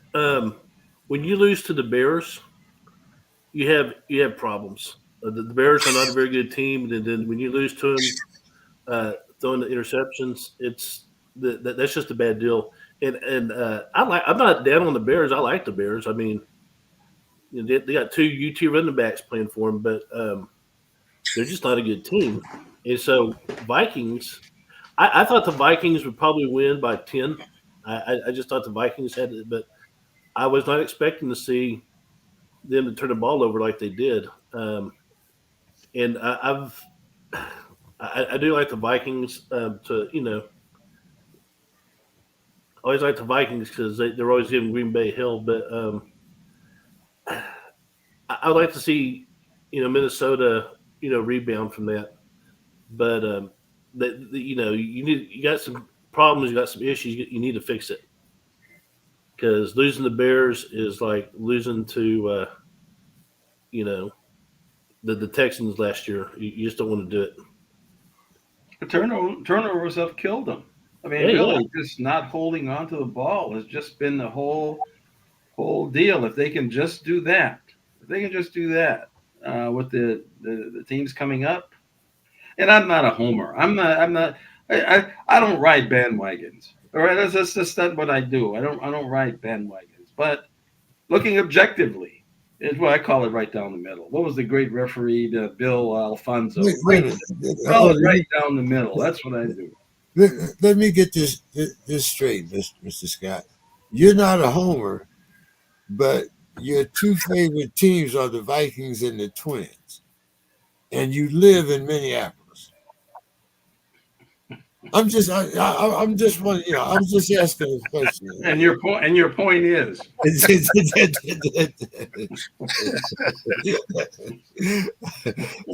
Bill, wake up and tell us something about the Vikings. I've been awake the whole time, but nothing was happening for a while there. The Vikings are a team that is built to survive, right? Certain things survive. Whatever happens, they survive. They survived moving on from Dalvin Cook. They've survived Kirk Cousins. They've survived when Kirk Cousins wasn't there. They'll survive whatever comes their way. Now, they may not quite reach double-digit victories, but they might. I mean, that's not out of the question. They are in a position. I don't think they're going to catch up with the Lions, but they're on a position to be right on their heels and be a wild card team. Now, at that point, anything can happen. That's the whole point of the playoffs. That's why we have, we don't have a API, UPI poll to say who's going to face whom. We let it help based on who wins, who loses. But they are built in such a way that they can sustain a lot. And, the Pastronaut has played well enough that if everyone else holds together, they could get in the playoffs, like I said. And at that point, anything can happen. They have some decisions to make in the offseason about, and not just Cousins. I mean, they have several players who are into the last part of their career. Hitman Harry, is a guy that's 34 years old. So they got to figure out what they're going to do about Harrison Smith. And they have a few other players. I mean, they have a decent number of players that are at a point in their career where you would like to pay them based not on what they've done, but what you believe they're going to do in the future, and ooch that number down from where it was. And players tend to think of that as disrespect, and they might be right. But yes, they are a team that's going to have a winning record, like I said. And that means that you have a very good chance of the playoffs. Dave, go ahead and close this conversation off about the Vikings and their loss to the Bears and wherever you want to go with this. Well, I had started out whenever I conflated the Lions and the Vikings to probably to Anthony and if he were on here to Demetrius's dismay, but again, and we've already mentioned it, the 3 tip passes. That doesn't all come on the quarterback, but I mean he was never really a great quarterback. He hardly ever played in Pittsburgh. He was traded to Jacksonville and was unable to play down there, and then came back to Pittsburgh and then was in Arizona. So he's a journeyman right now, and it's a nice story, but they're just going to have to figure out other ways to win, and it's not going to be on his arm. Stay with you, Dave. Cowboys quarterback Dak Prescott throws for 331 yards and 4 TDs as the Cowboys get their 13th straight win at home. Running backs Pollard and Dwally combined for 16 carries and 90 yards. Dave, do you think that maybe the Cowboys should be concerned about their seeming lack of a running game? This doesn't look like the Tony Pollard that was there with Zeke. Yeah, that's pretty low. I mean, the 2 running backs going for 90, but one of the things that's happened in the NFL, and I think that Bill kind of alluded to it earlier, it not being the 1970s, there's any given week there's only 3 or 4 running backs gaining over 100 yards, and so it's a passing game, and Now, if these guys can, in situations, run effectively, give them gain enough yards where then Dak Prescott has an easier time of converting first downs, it might not be a problem for them. Now, I think what's going to be a problem for Dallas is they have a lot of tough games coming up, and they have one of the stronger remaining strength of schedule things that happen. And I know we've all talked about come December, what's going to happen to Dallas. That is true. Don, what do you think about Dak's performance, but still that lack of a running game down there in Dallas? Well, one way of looking at it, like I said, I'm not going to sugarcoat anything Dallas does, but when you're throwing for over 360 yards and you get 90 yards on what 15 carries or something like that, that's 16. not bad. 16 carries, okay, that's still not too bad. So if you're throwing it, you don't need to run it. Again, they're playing a terrible team. I'll get concerned when they put stuff like that when they're playing, San Francisco, Philadelphia, those teams. But they're just Dallas. I told you earlier in the show, Dallas is fool's gold. They're not. They're not what everyone thinks they are. They're exactly what I think they are. But but to your point, I'm not going to worry that they got less than 100 yards rushing when their throw from us 400. They're moving the ball. Dak's doing what Dak needs to do. So, Mr. Scott, how do you feel about those Cowboys? Well, the quarterback much maligned for whatever reason. But the thing is, with them, it seems like when they win, it's a knockout. When they win, they just go ahead and it's just, it's overwhelming knockout. And to contrast that with the team that people say is my team, the Vikings, too many one-score wins. I mean, a high wire act. And I think Dallas is just is kind of the opposite of that. I mean, I think they have. I mean, I'm like Don. I want to see them play. I want the Philadelphias. I want the Friscos. That's really going to tell what they're really about to me. But so far, I think if they could get their running game going, they de-emphasize the running game. They don't want to pay backs. They don't want to give them the money. And people like Dalvin Cook, I don't know what happened to him. I mean, 1 carry, 2 carries a game. What? Yeah. So, if they decide, and this time of year, it probably makes a lot of sense to get your running game going. So, yeah, I'm sticking with Dallas. I kind of, all of my friends, they just think nothing of Dak. But I've kind of always kind of stuck with him. I kind of like that boy by the bay, but Bill, what's your thought there on the Cowboys? Dak throwing for 331, but I guess now where we used to judge backs by that 100-yard mark per game, I guess now it's 85. What do you think, Bill? So We're talking about the Cowboys. right, the Cowboys have. Wait, hold on. The Cowboys? I thought we talked about the Cowboys already. Taking a nap over there, buddy. Yeah, I think Bill had a little ayahuasca tonight too. Didn't we already discuss the Cowboys? No. Oh, We're talking about them now. Oh, okay. Oh, that's right. You said we'll talk about it later. Okay, so they are once again another team positioned to make a decent run into the playoffs. I think they might even win a playoff game. But as has been mentioned by Don himself, That's why I thought that's right, because Don mentioned it before.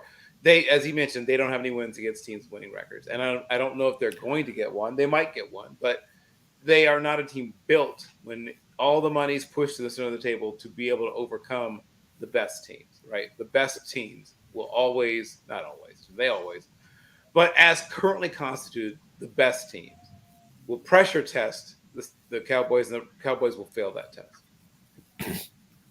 Bo, don't the Seahawks have a winning record? Did they forget that Dallas was coming there? Don't they come there Sunday, I think? Yeah. No, they actually come tomorrow. They gave both these teams back Thursday Night Football. You know, the league did Dallas a solid by giving them an extra November game, right? Since they're like, this team is going to fall apart. So let's just give them one more crack at the apple here before, you know, they essentially just, you know, lay down and die next month. But so clearly you can see how much faith I have in this Cowboys team. But I will give Dak some credit. He has been far more productive this year, protected the ball a lot better. They still don't really run the ball particularly great. And, you know, as it moves into later portions of the year, they better hope that they can be at least situational runners, because otherwise they're going to have a hard time when the weather gets bad and they don't get a play at home. Okay, all right. Well, let's talk about that other team over there. You guys talk about teams with winning record. We got a team over here. Jalen Hurts actually scored the winning touchdown in overtime as the Eagles beat the Bills to move to 10-1. Josh Allen was also the Bills' leading rusher. The Eagles' offense puts up 17 points in the fourth quarter to come back and send the game into overtime. Bo, are you concerned that the Eagles may be peaking too soon?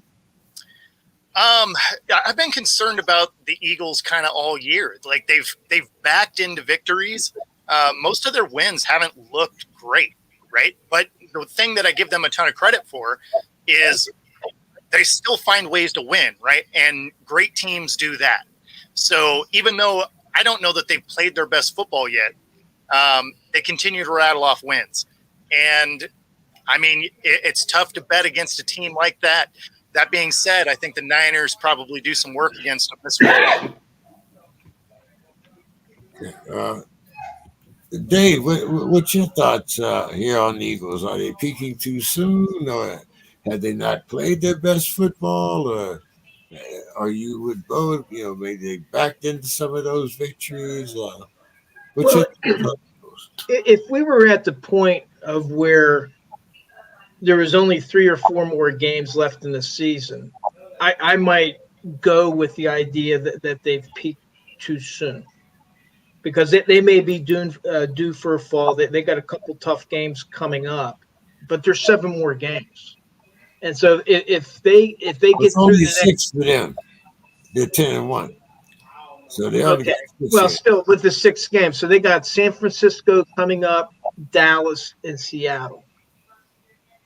Those will be 3 tough tests. We'll see how they do. But then if they can finish, they play the Giants, the Cardinals, and then the Giants to end the season. So I think that they can afford to have like a little swoon. But then they still got 3 more games at the end of the season where they can get ready for playoff football. So I don't see it where they're peaking too soon, because there's too much more football to play. So they can go into a little swoon, and they do have these 3 tough teams that they're going up against. But I think that they can weather the storm there. Don, what do you think about them Eagles? I think the Eagles are the team to beat in the NFC. Jalen Hurts keeps impressing.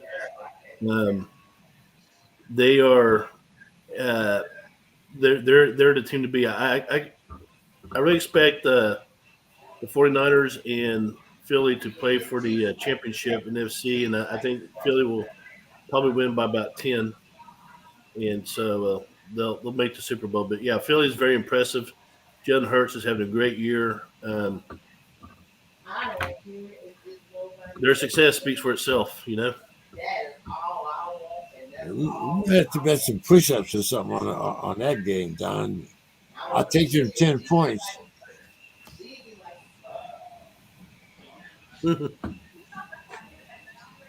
Yep. Mr. Scott, what do you think about them Eagles? Well, you know, the 10-1, I think, speaks for itself. It's pretty much up to them at this point. Got a few tough games, but right now they're obviously in the driver's seat.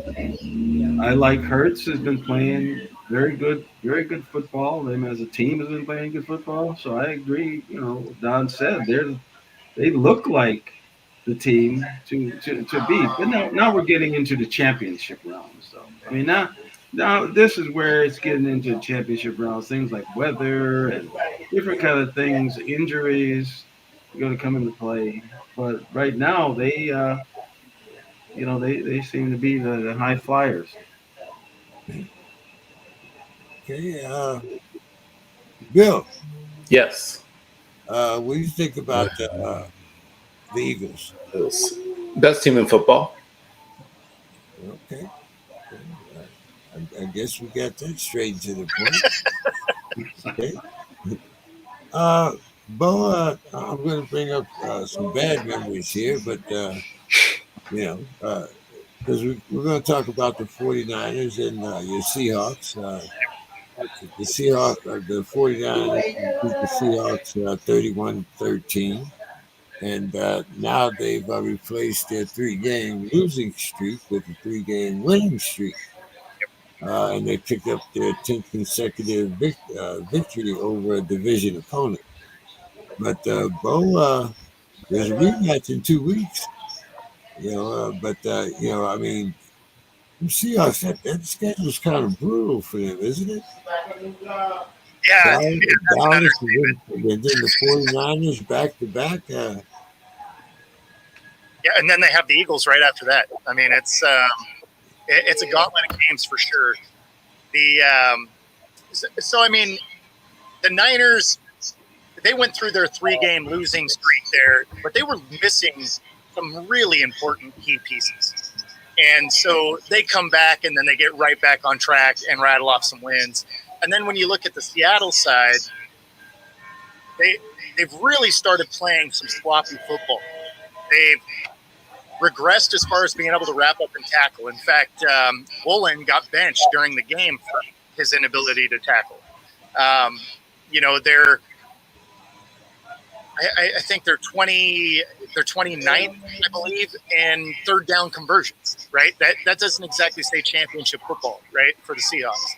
So I don't know that the test for the Eagles and the Cowboys against the Seahawks is going to be as tough as it should have been, and mostly because, again, they're just playing very undisciplined, sloppy football. They're the second in the league as far as penalties. So not only do they have a hard time getting off the field, but even when they can, they have a stupid penalty, and it extends drives for other teams.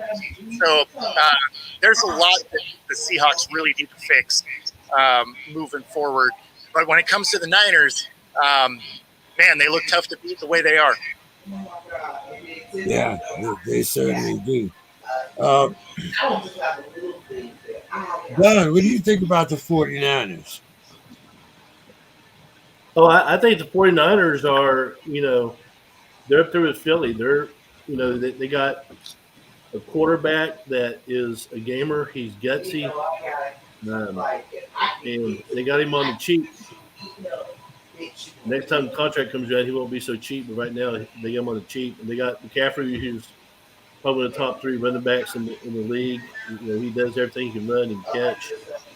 Their defense is surprisingly good. So I'm all in for Frisco. Dave. Yeah, well, I'm usually not an advocate for the long seasons. I think the seasons are too long, but this is an example. They had a 3-game losing streak. Now they've been able to recover a little bit, and they're starting to look strong, and they're starting to get some players back. So now, what I'm going to be very interested in is this week's game. They're playing Philadelphia, right? So that's a big game, and maybe that's a preview of somebody had mentioned an NFC Championship game later on. But that should be I'm really looking forward to that game. That should be a good matchup. Okay.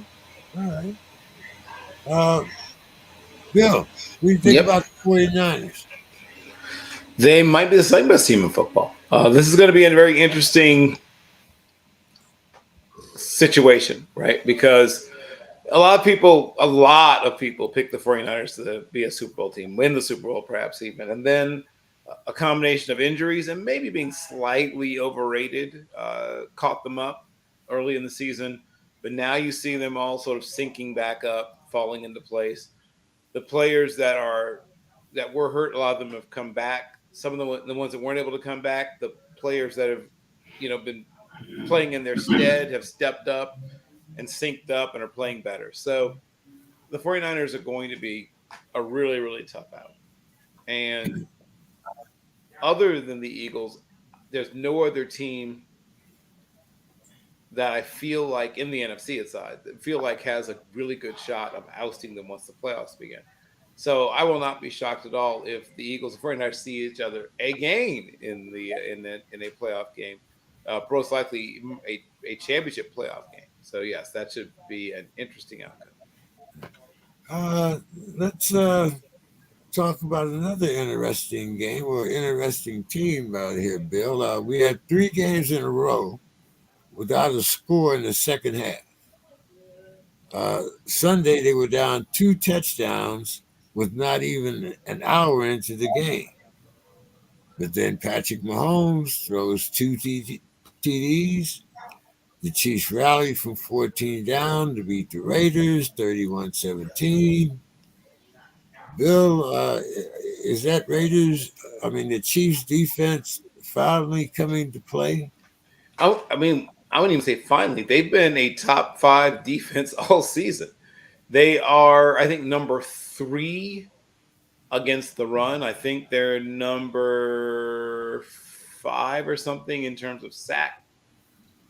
And I think they're number 3 or 4 against the pass in terms of, yards allowed per game. So they are up there in terms of being stingy to give up yards. They don't give up points. They generate turnovers. They are, they're not the 99 Tampa Buccaneers. They're not the 2002 Raiders, but 2001 Ravens, but they're really good. Of course, you can't have defenses like that anymore, but they're not far off from where, say, Seattle's defense was when they were a championship defense. So the defense has been carrying them really this year, frankly, James. The offense has had a couple of good games as a whole, but mostly the consistent force and the reason why they are where they are is because Kansas City has a terrific defense. Mr. Scott, how you like them Chiefs?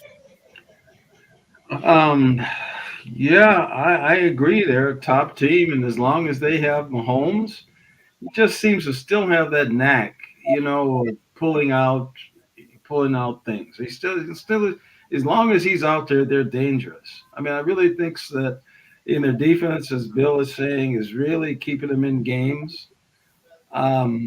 So I wouldn't be surprised to see them in the AFC at the end. I've always liked the Chiefs with Mahomes. As long as he's healthy, I think things will be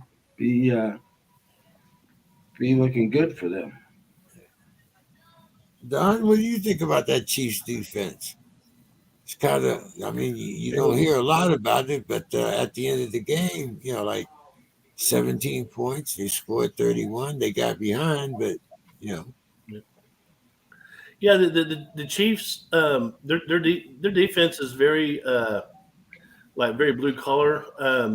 They just play sound fundamentally. They don't make a whole lot of mistakes. You can move the ball on them, but when the closer you get to the goal line, the stingier they get. So, they're doing what it takes to, I guess, play complementary football at the offense and special teams. So, I, I I expect the Chiefs to be in the mix for the Super Bowl again this year, without a doubt.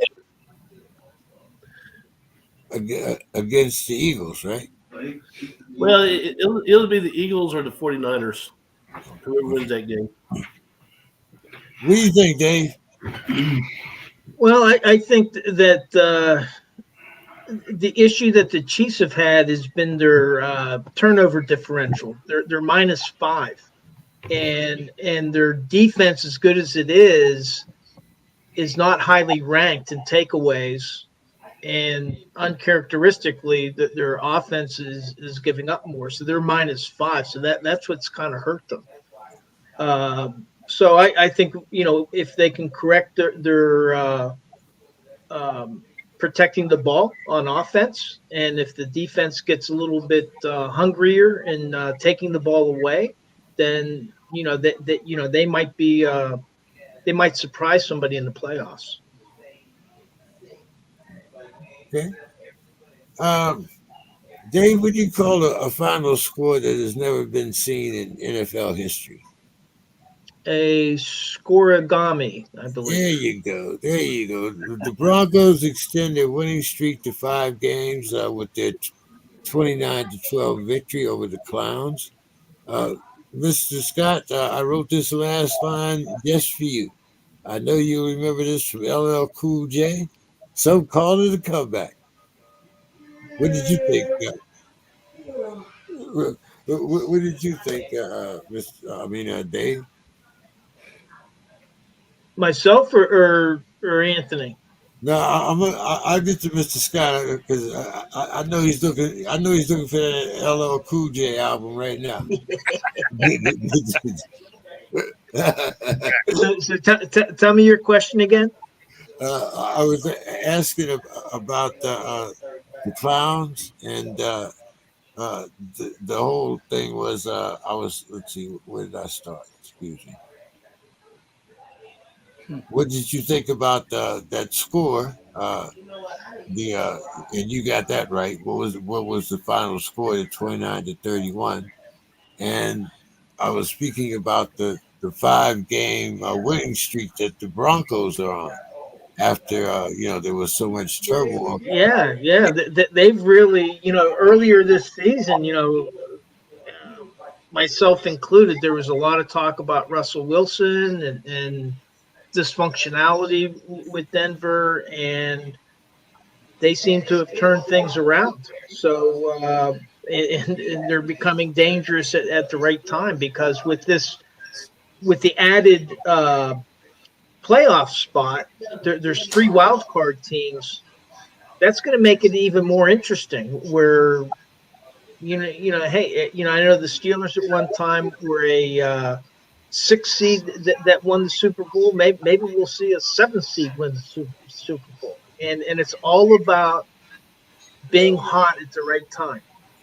And right now, they're showing something. Now, again, you could say, well, hey, Cleveland, they don't have Deshaun Watson. But the thing is missing Deshaun Watson is not as important for Cleveland, because they have such a strong defense, and it's their running game. That's what they've kind of built their team around. Well, it's not like Deshaun's good anyway. Say again? I said it's not like Deshaun Watson was playing very well anyway. Exactly. When he got hurt. Right. And so, I think that the Cleveland, I was just talking to a buddy he's been a Cleveland fan since the 1960s. He's a little bit older than some of us, but he doesn't think that they're out of the playoff picture themselves. He thinks that Cleveland still has a shot. So, again, I think Denver's getting hot at the right time, and I would not count Cleveland out quite yet. What do you think about Denver there, Mr. Scott? Well, I think Denver, where did they come from? I mean, I thought that their thing was about over with, the way they had been playing. But I think that coach, I can see that coach going into that locker room and saying, "Look, if this thing doesn't turn around, some of these guys are not going home with us." And I think that he got somehow got Russell in gear, and as was said earlier, they're playing good at the right time. Um, I haven't really looked a whole lot at them because I just thought they were pretty much out of it. I was always saying, well, what happened to Russell Wilson? What all of a sudden he's just totally ineffective. But slowly, with a new coach, probably a new system, and those kind of things seem to be coming together. And I always like the quarterback driven teams. I mean, I like that. And, I like the comment too earlier about the Browns because I love their coach. I mean, I think Stefanski is one of the better coaches in the league. I mean, he's working around, but why sign Deshaun, Mr. Massage, in the first place? That's part I don't really understand. He gave out like guaranteed money. I don't get that. Um, but yeah, I think Denver can cause a ruckus in this thing before it's over. I think the only one that got that was his accountant. Everybody else was completely in the dark. Don, what do you think? About Denver. Yeah, Yep. So I'm like what we just mentioned. Denver. I had no expectations for them this year. I thought Russell Wilson's best years are behind them.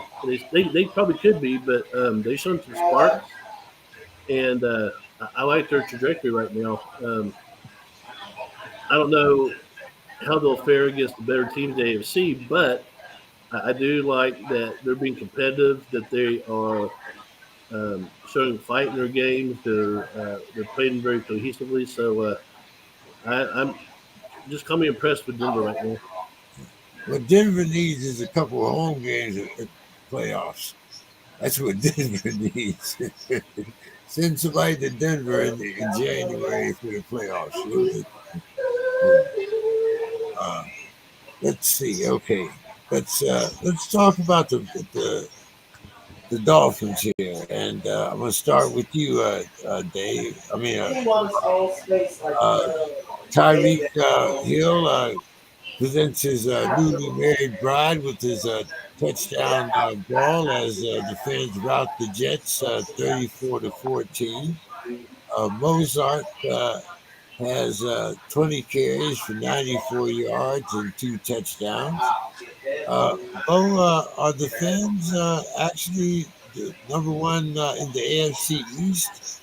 And before we start this, uh, my doctor that I go to, I was talking to her today about this ayahuasca, and she was telling me that there are certain places that you can go out here in California or down in Mexico where they do this particular ceremony or whatever. Whose TV's on? I'm having a hard time hearing you, man.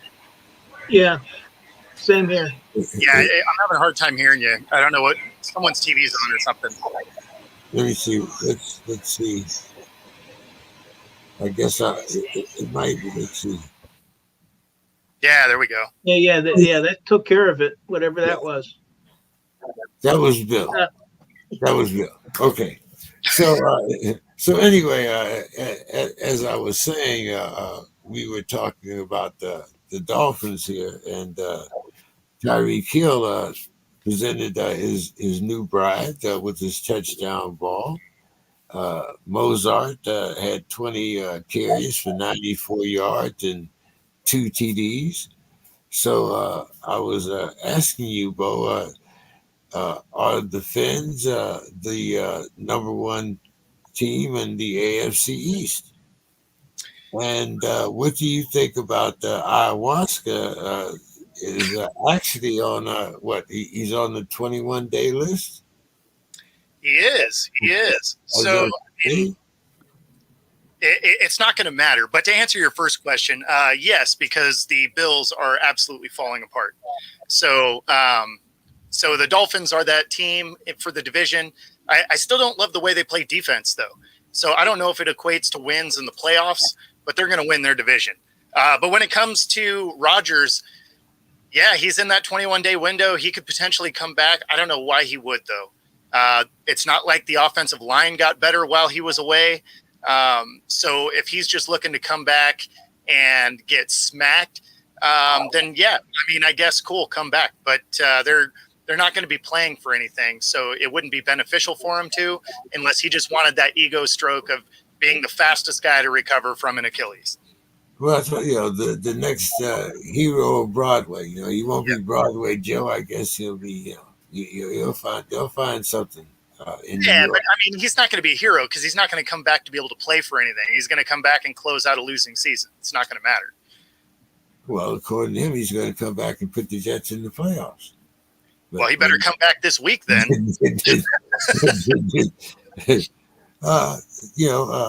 So Don, what do you think about that? First of all, do you think that the Fans are the best team in the AFC East? And is there really a need for Rodgers to come back, other than to stroke his own ego, maybe? Yeah. So, when you're putting the substances in your body that he puts in his body, you make some wild claims, and I think you chew out some stuff that you're really not ready to swallow. I mean, he's a ruptured Achilles is hard to come back from. I mean, I think Kevin Durant took a year and a half for him to come back from his. So I think Aaron Rodgers is saying that to keep his name in the press and maybe get some clicks on the internet. But I just don't see how you come back from that type of injury that quick. And you can come back from it, but not within like a few months. About the Fins, they're so explosive. They score at will. They're another team that I think will do well, mainly because the Jets haven't done a whole lot, and the Bills are being very inconsistent. Josh Allen's not having the type of year that I was expecting to have. So it's wide open for the Dolphins to make a run for that spot.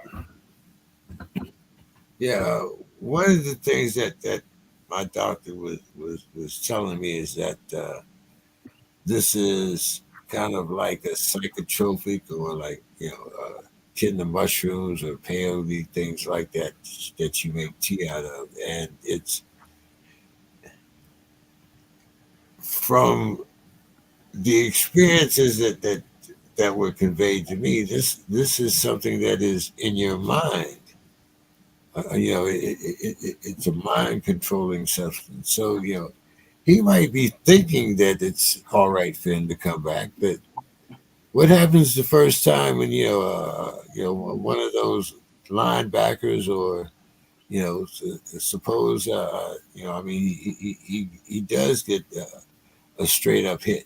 I mean, so these are the things that I'm worried about. But Mr. Scott, what do you think? Aaron say he's gonna be the miracle man.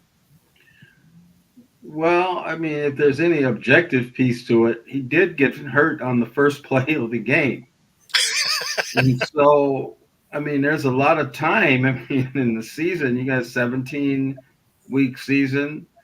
But yeah, all these potions and all of these kind of things. I mean, it's in his age, and when you go down like that, not a hit or whatever, you just got out and that Achilles goes, and he's 40 years old. The numbers don't seem to match. And especially if there's nothing on the line. If there was something to be won, I guess I could see in the last 2 games or so. But other than that, I think this should just be a wash, and it's just seeking publicity in New York,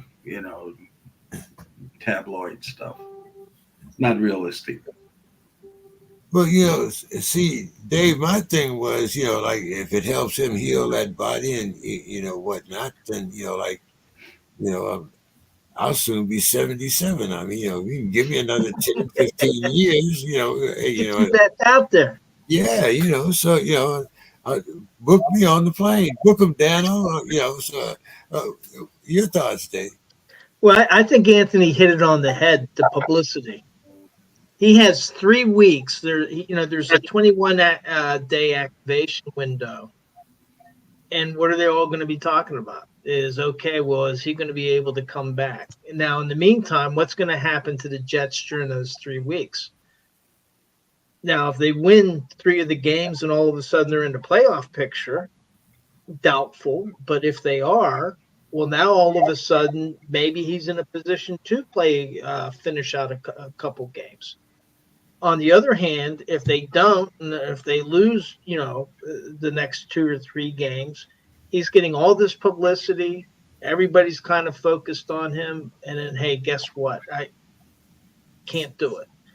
So I would be really surprised to see Aaron Rodgers go out onto the field if he was playing for nothing.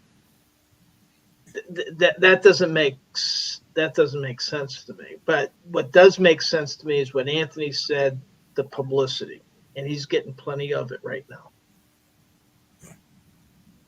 Bo, what's your thoughts on this? I understand the publicity. I mean, one of the, I think, let's see, NFL.com, Yahoo.com, ESPN. I mean, you can go anywhere and see the video of him. Aaron Rodgers is working out. He's throwing the ball. Yeah, I mean, that's all it is it's just keeping him in the headlines, which, I mean, let's be honest, if you've watched him over the last few years, that's where he likes to be. He likes to pretend like he doesn't want the attention, but then he goes out of his way to seek it out. So, yeah, I mean, this is an attention grab for sure. It makes absolutely no sense for him to try and come back, simply because the team's not going to be in position to do anything with him. If he was going to come back for, like Mr. Scott said, at the end for the last couple of games, sure, that would make sense if that was the push to get into the playoffs. But, I mean, they have no chance at this playoffs unless they really go on a run with their, fifth string quarterback at this point. I don't see that being a real thing. So this is all just attention gathering. That's really all it is. Yeah, pretty much. Well, let's talk about the Ratbirds here before I get Dave to talk about my Steelers. But the Ratbirds wide receiver, Zay Flowers, catches and runs for a TD in their 2010 victory over the Chargers. The Ravens force 4 turnovers. Their 9-3 record is actually the best in the AFC. And Lamar Jackson was 18 for 32, 177 yards, a TD. And he also had 11 carries for 39 yards. Those 39 yards made him the 4th quarterback in NFL history to exceed 5,000 rushing yards. Does this put him in MVP conversation for you, Mr. Scott? Yeah, it does. It definitely does. I mean, and their team looks good. A couple of mystifying losses, but they seem to be healthy. Lamar seems to be really doing his thing. The defense seems to be going good. So yeah, that's going to be a tough one to come out of that AFC. That's going to be, you're going to have your also rans like we're going to be talking to about in a little bit. Pittsburgh, but when you're looking at the Baltimores, you're looking at Miami, Kansas City. Yeah, they're right in there. You might want to look and see who has the best record, the Vikings or the Steelers. Well, we're not I'm talking about just the saying. Vikings right. We're not talking about the Vikings right now. Oh, okay. Back to it. We're not Well, we weren't talking about the We're not Steelers talking either. We weren't talking about the Steelers changing the either. subject. Let's not. What's your thoughts there, Don, on the Ravens, the Ratbirds? Lamar MVP or what? So, but Baltimore is one of those teams that every year, and this is going on like year 4, where I'm thinking these guys are going to, make it to the show, the Super Bowl, and they always play great defense. That's historically, and Lamar Jackson, when he's healthy, when he's on, he's on. All you have to do is get the ball to the 40-yard line, and you got Justin Tucker kicking the hell out of it. But I want to pull for Baltimore, but I can't allow my heart to do it. They're kind of like the Cowboys. I mean, you think they're going to be great, and then they just fold. And so, the AFC, I'm still looking at, the Chiefs and the Dolphins. But I would love to see Baltimore make a run, but I don't want to get my hopes up. And with that said, guys, I have some IEPs to do. I haven't finished, so I'm going to have to say a bid y'all adieu for tonight. All right, Don. Hey, man, it's always good to have you, and we appreciate you, my man. Yep, always good to see you, man. Take care, Don.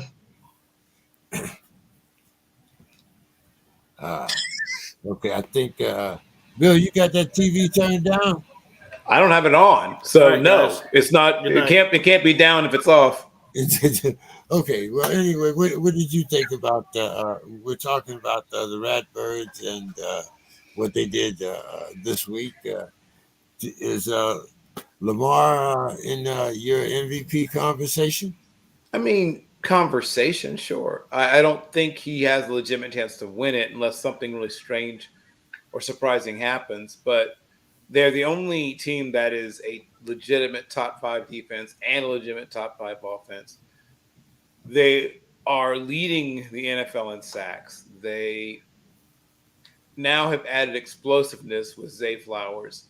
That was something they were frankly missing in the passing game for almost ever. I mean, you have to go back to, I guess, Steve Smith or something. I mean, they've always managed to get the ball to tight ends and running backs and things like that. But their wide receivers, and I think they've had one 1,000-yard season with Marquise Brown, Hollywood Brown, before he left.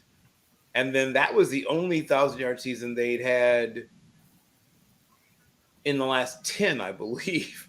I think they'd gone some inordinately long number of years without having a 1,000-yard season. So from a receiver. So they are a team that now has guys, like I said, Zay Flowers, who are legitimate guys who you might go for 1,000 yards. If Rashad Bateman could ever stay healthy for the same period, he has a legitimate shot at it as well. So you have an opportunity. I mean, this is a team that can win a Super Bowl. They are a team that's built in such a way they can win a Super Bowl. But like I said, they have to stay healthy. Lamar has to avoid that sort of late season tail off that we've seen the last few years. If he can, go on into, on an upward vector through the last few games, that downward vector we've seen the last few years, they are a definite contender. Bo? Yeah, I mean, the Ravens were one of my preseason picks for the Super Bowl. So I had an Eagles-Ravens Super Bowl.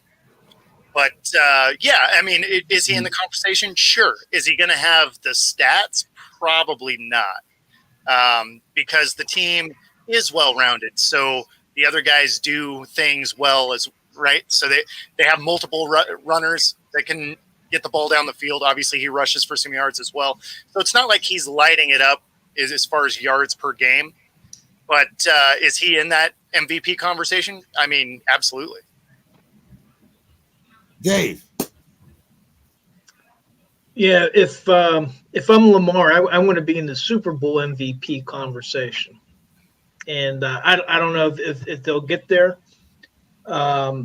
certainly for the MVP, but I think that there's probably a lot of other strong candidates. But Baltimore has a good team. I mean, they got the defense, and now with the receivers, they have both the running game and the passing game, and so you just can't focus on stopping the run. Because now Lamar can pull up, or actually he's been showing that he can pass from the pocket, and so I think that they're a strong team. Uh, Pittsburgh did happen to beat them earlier this season, and that'll be the last game of the season. But we'll see. They still have several tough games to play, and then the other big, it's been a question mark the last few seasons. Will Lamar Jackson remain healthy? So far, he has. And it seems like this, maybe him dropping more, being more of a pocket passer, or not a pocket passer, but passing from the pocket more than he has in the past. Maybe that will help with his health. So we'll see. Because there's been a couple seasons that he hasn't been able to complete because of injuries. Yeah, I wouldn't call him a pocket passer, but he's definitely become more patient of a passer. Correct. Yeah, definitely that. Dave, the Steelers put up a season high 421 yards without Canada as the OC. They beat the Burrowless Bungles 16-10, and Coach Tomlin said he'll let Deontay Johnson talk about his lack of reaction to that fumble. Deontay gave an explanation. I'm not sure if that's what you call it, but anyway, Dave, give us the good, the bad, and the ugly. All right. So first, the good. I was skeptical about the whole idea of splitting the offensive coordinator duties between Eddie Faulkner and Mike Sullivan. I'm sure it's been done before. Where Mike Sullivan is like the game manager, the play caller, and Eddie Faulkner is coming up with the game plan. But it worked, and they gained a lot of yards. And one of the big differences, one of the different approaches they had, from what I understand, is that under Matt Canada, he wouldn't get a lot of input from his coaches, and the position groups would remain in their position groups, and he would rely on his coaches to relay this is what the game plan is. Well, what Faulkner did as the interim offensive coordinator, he brought the whole offense together to kind of go over it. And they only had a couple days, because the announcement was only Tuesday. And so that seemed to help. So that, when you watch Kenny Pickett, you watch the other players, they seem to have more confidence in what they were doing out on the field. So I think it may have been a communications issue, an internal communications issue, but I think that was very good. And the defense continues to play strong even without Minkah Fitzpatrick. Now the bad, they got over 420 points, but they only scored 16. You mean 420 yards? 420 yards, but they only scored 16 points. That's just not going to cut it. And then on the defense, as well as they played, they let them back into the game at the end, where literally it came down to an onside kick, because the defense gave up a scoring drive where they opted to do the field goal and the onside kick. The ugly, I would say, because you said good, bad, and the ugly. The Deontay Johnson's play in the end zone, we had Gene Stirafor saying that was a touchdown. If it were challenged, it would be a touchdown. You had the Zebras.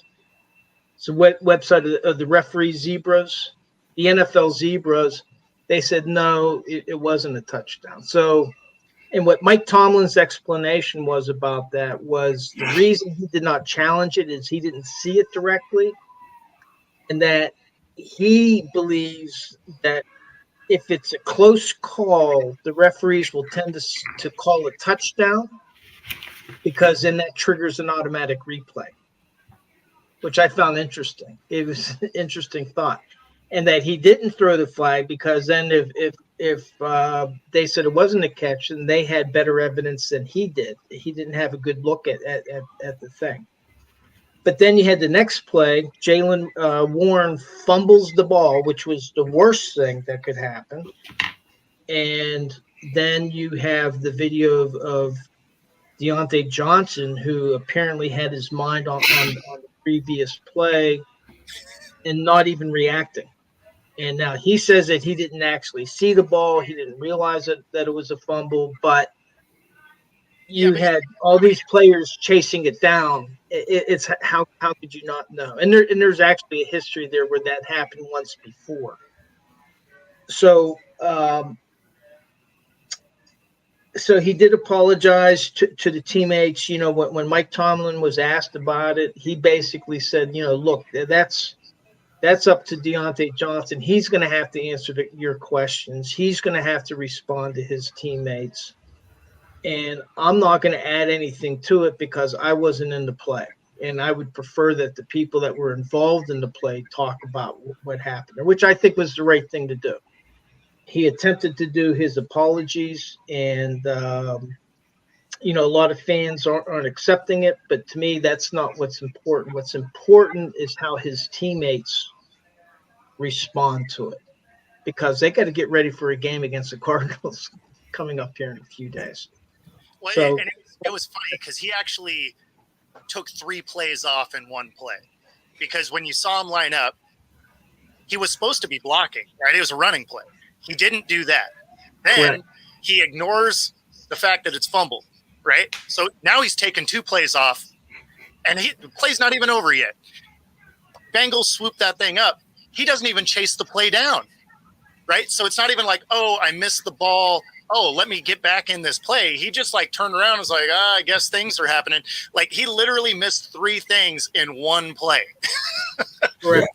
I don't know. And who saved that whole thing was Connor Hayward. Just came out of nowhere to make a touchdown saving tackle. But Absolutely. so No, we'll have to see how he responds. Yeah. All right, guys, let's get to our predictions here. Let's see. We can start with tomorrow night's game. As I said, you guys might be a little surprised at some of these odds and whatnot, but here we go. I'm going to start with you, Bo. We have tomorrow night, as you mentioned, the Seahawks +9 against the Cowboys. The over-under is 47. Yeah. Man, as much as this is a bummer for me, I got to go with the Cowboys. The Cowboys probably win this. The fact that Walker is still out and the fact that they haven't been able to tackle anybody for the last couple of weeks, I'm going to go with Dallas to cover. And 47. Man, I guess I'll take the under there. Okay. And Sunday morning, we have the Lions giving 4 to the Saints. Bo, and the over-under is 46. Yeah, this one I'm going to go Lions. Going to take the points. And I'm going to go the under here as well. The Saints have played really bad on the offensive side of the ball. So, and the defense hasn't been spectacular either. So this is going to be all Lions. Lions points and the under. Dave. Well, I'm actually going to take the Seahawks and the points in that game, and because the game is, it's November 30th. I thought it was going to be in December, but still, I'm going to take the Seahawks and the over. Okay. And the Lions giving 4 to the Saints. Man, the Saints haven't been playing. I'm going to take the Lions and the over in that game. Okay. Mr. Scott. Seahawks, Cowboys. It's funny nobody wanted to hear my take on Pittsburgh. It's funny that how I was just overlooked. Nobody had to, but that's Well, fine. That's we fine. I'll already, come back to that some other time. But as far as the gosh, Seahawks, boy, 9 points is a lot. I'm going to continue to ride with the Cowboys, and I'm going to go with the over. Ooh, I think they can make a statement. This is the type of team that they could make a statement against. So, and then as far as the Lions, boy, they as good as they've been playing is good. I don't believe in them. I just can't make myself do it. The Honolulu Blue, it just doesn't. I can't. And even though the Saints haven't had much, I'm going to take them. I mean, I think that this could be something, a trap type of game, and I'm going to take the Saints, and gosh, but if I take the Saints, I can't really take the over. I'll have to take it under. okay. All right. Bill, Yep. who you got here? You got Yeah, I was thinking about that. And the spread was what again? the Seahawks are getting 9 against the yeah. Cowboys, and the Lions are giving 4 to the Saints. Okay. I will take 9. Yeah, I'll take Seattle. 9's a big number, and Seattle's not a bad team at all. People are underestimating their defense, particularly. If they turn the ball over a lot, that could turn into a blowout. But if they're just careful with the football, that'll be a dogfight. Over under is 47. Over. I'll take the over in that game. And then in the second game, Lions are getting 4, are giving the Saints 4, and the over under is 46. I'll take the over again that game and 4. I think the Lions will cover the 4. Okay. Staying with you, Bill. The fans are giving the Commanders 9.5. The over under is 50. The over, that's the easiest over I've had in a long time. That is one where you might consider dipping into some of Grandma's insulin money. And yeah, 9.5. It's a big number. You know what? Commanders. Yeah, okay. Well, that was the last thing I needed to hear. Okay, so go ahead. I'll take Washington. I think that they, I think that they probably lose this game by maybe a touchdown. So maybe, yeah, I'll take them. Okay, and staying with you, Bill, the Chargers -6 playing the Patriots. The over under is 40. Oh, oof. I will take the under just barely. I think that the Chargers score about 27 points, but I think that the Patriots only score 10. This is going to be an ugly, ugly affair. And you said they're giving them how many points? 6. I think they'll cover. I'll take the Chargers. Okay. Mr. Scott, we got the Dolphins giving 9.5 to the Commanders, and the over-under is 50. Well, yeah, I got to take that 50. I mean, because the Commanders quarterback has been putting up some numbers. And then Miami's been doing the same thing. So I'm going to go with the over. And too much disarray on the Commanders for me to take them. I'm going to take Miami, even though I'm going to give up 9.5, which is, for purpose of this show only. Keeping the money in the wallet. And what about the Chargers and the Patriots? Boy, another awful slog. I'm going to take the Chargers in the under. I just think the Pats have just thrown in the towel. Okay.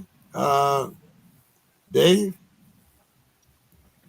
Well, they fired Jack Del Rio, and after they traded away some of their key defenders, which that just didn't make sense to me. So I'm going to take the Finns, but I'm still going to take the under in that game. Okay. And what about the Chargers? Yeah, this is kind of a weird year. There's a number of teams that are just bad. So I'm going to take the Chargers and the under. Okay. Okay, Bo, that comes around to you now. Yeah, well, I mean, I'm kind of on the same boat with everybody here. I got the Chargers to cover and the under because the Pats have mailed it in for the year, and then the Dolphins. Washington's a train wreck, so I'm going to take the Finns. I'll take the points. Man, the 50 is a big number. I'm still going to take the over because the Dolphins can carry most of that load. So I'll take the over there. Yeah, I'm thinking the Dolphins scored 41, but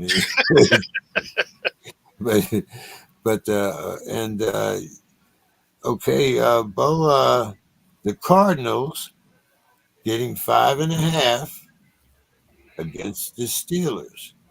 The over/under is 41. Yeah, so this is one where I'm gonna take the Cards to cover, and then also take the under. Neither one of these teams is putting up points. Okay, and the other game will be the Panthers getting 5.5 versus the Bucks, and the over/under is 37. God, that's a terrible game.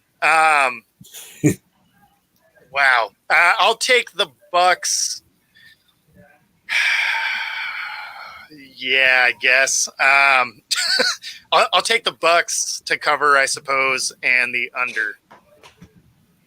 Okay. Terrible game.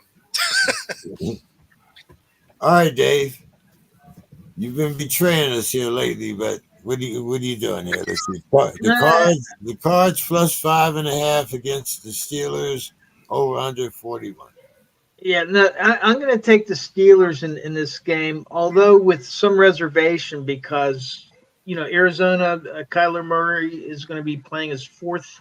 I think it's his fourth game back, and James Conner's back, and so I think they're going to be a tougher nut to crack. But I'm still going to take the Steelers, and I'm actually going to take the over in that game. Oh, okay. And what about the Panthers and the Buccaneers? Well, Mayfield got hurt, but I think he finished the game this past week, and so I'm going to go with the Bucks and the over. Bill. Yep. Cardinals getting 5.5 against the Steelers. The Steelers. Over/under is 41. Oof. I'll take the over. Probably just barely, though. Probably 43 is probably the number. The Steelers have played a lot of. I think they lead the NFL in close games. I think they've only had one game that wasn't a single-digit score differential. Two, I think. Texans and San Francisco. Oh, that's right. Yeah. I forgot about the Texans. Okay, so 2. So other than that, they've played every other game very close to the vest. And you said the number's 4? 5.5. Oh, 5.5. Oh, yeah. I could easily see them not covering 5.5. So yes, I will. I do like the rejuvenated offense. Everyone has been celebrating. I'm surprised they didn't make it like a school and banking holiday when they fired Matt Canada. But yes, despite that, 5.5. If it were 4, I might be able to. I just don't think they're. Yeah, I'm going to take Arizona to not be covered by the 5.5. Panthers, Bucks, 5.5. And Panthers getting 5.5. Over under is 37. Over. And 5.5. That's close. That's probably about right. I'll take Tampa Bay, but I don't like it at all. Okay. All right, Mr. Scott, you can go into your Steeler diatribe now. We have the Cardinals plus 5.5 against the Steelers, and the over/under is 41. Hmm. Well, the Steelers is the team that gained over 400 yards last week, right, and got 16 points. You know, how do you do that? How does that even happen? I don't. And then Kyler, I mean, Murray's back, and he seems like he wants to salvage something out of this deal, and so I think they'll outscore them. So I mean, I'm taking the points.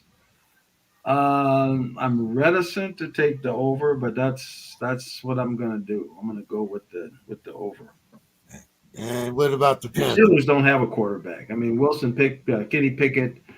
I mean, I just don't believe they have a quarterback. I think that's been struggling all year with that. It seems to have kind of come around now, but I and then Tomlin on that play saying he didn't see it.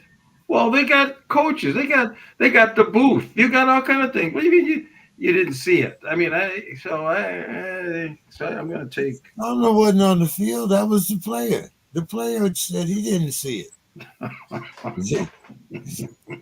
Well, they're both. The funny thing, the funny thing about that though is he saw his way to the paycheck window on Sunday. He didn't miss. I mean, I'm just saying. Well, that's just automatic, Okay. And then the Panthers, Bucks, boy, I mean, that's just either one of the teams I haven't paid a lot. I guess I would take the points as 5.5 in the under. Okay. Staying with you, Mr. Scott, the Falcons getting 2.5 against the Jets, and the over/under is 34. Boy, we're just coming up with several teams here I just don't like, and games that I don't like. I don't make the schedule. I'm just, you're killing the messenger here. No, it's your fault. Your fault.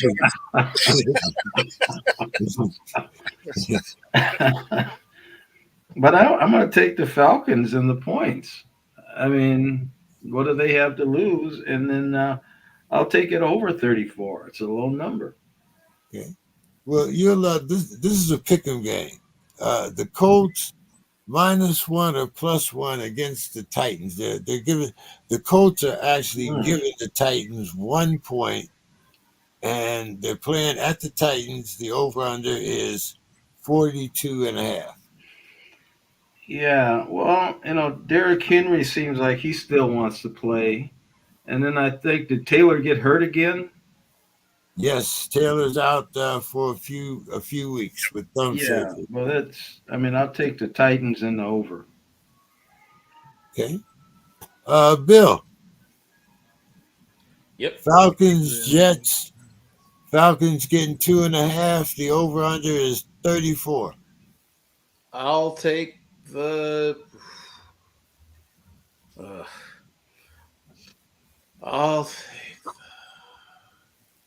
I would rather joylessly take the Falcons. And the over/under was 34, you said? Yep. I'll very, very trepidatiously take the over, but I don't like it at all. All right. What about the Colts -1 against the Titans, and the over/under is 42.5. I'll take the over and the Colts. I think the Colts are rounding into form. I know they're missing Jonathan Taylor, but their defense is being better week in and week out. I think they'll do a good job against Derrick Henry. And if you do a good job against Derrick Henry, that means the Titans are very vulnerable on offense. Okay. Dave, Falcons getting 2.5 against the Jets. Over/under is 34. Well, Aaron Rodgers isn't playing, so I'll take the Falcons in the over. And the Colts -1 against the Titans. Over under is 42.5. Yeah, Zach Moss has been doing pretty good. I'm going to take the Colts and the under in that game. Okay. Bo. Yeah, so I'm going to take the Falcons. I'm going to take the under, though. This feels like a 17-13 kind of game. Like, this seems like it's going to make you want to bleed from the eyeballs to watch this thing. 12 So, 9. 12 9. Is that what you thought? I'm yeah, sorry. like it's going to be rough. It's going to be rough. And then what was the other one? It was Colts Titans. Yeah. So I'm going to take the Titans here, and I'll take the over. I'll take the over. Yeah. Okay. Sunday afternoon games. So let's see. Bo, the Broncos are getting 3.5 against the Texans, and the over under is 44.5.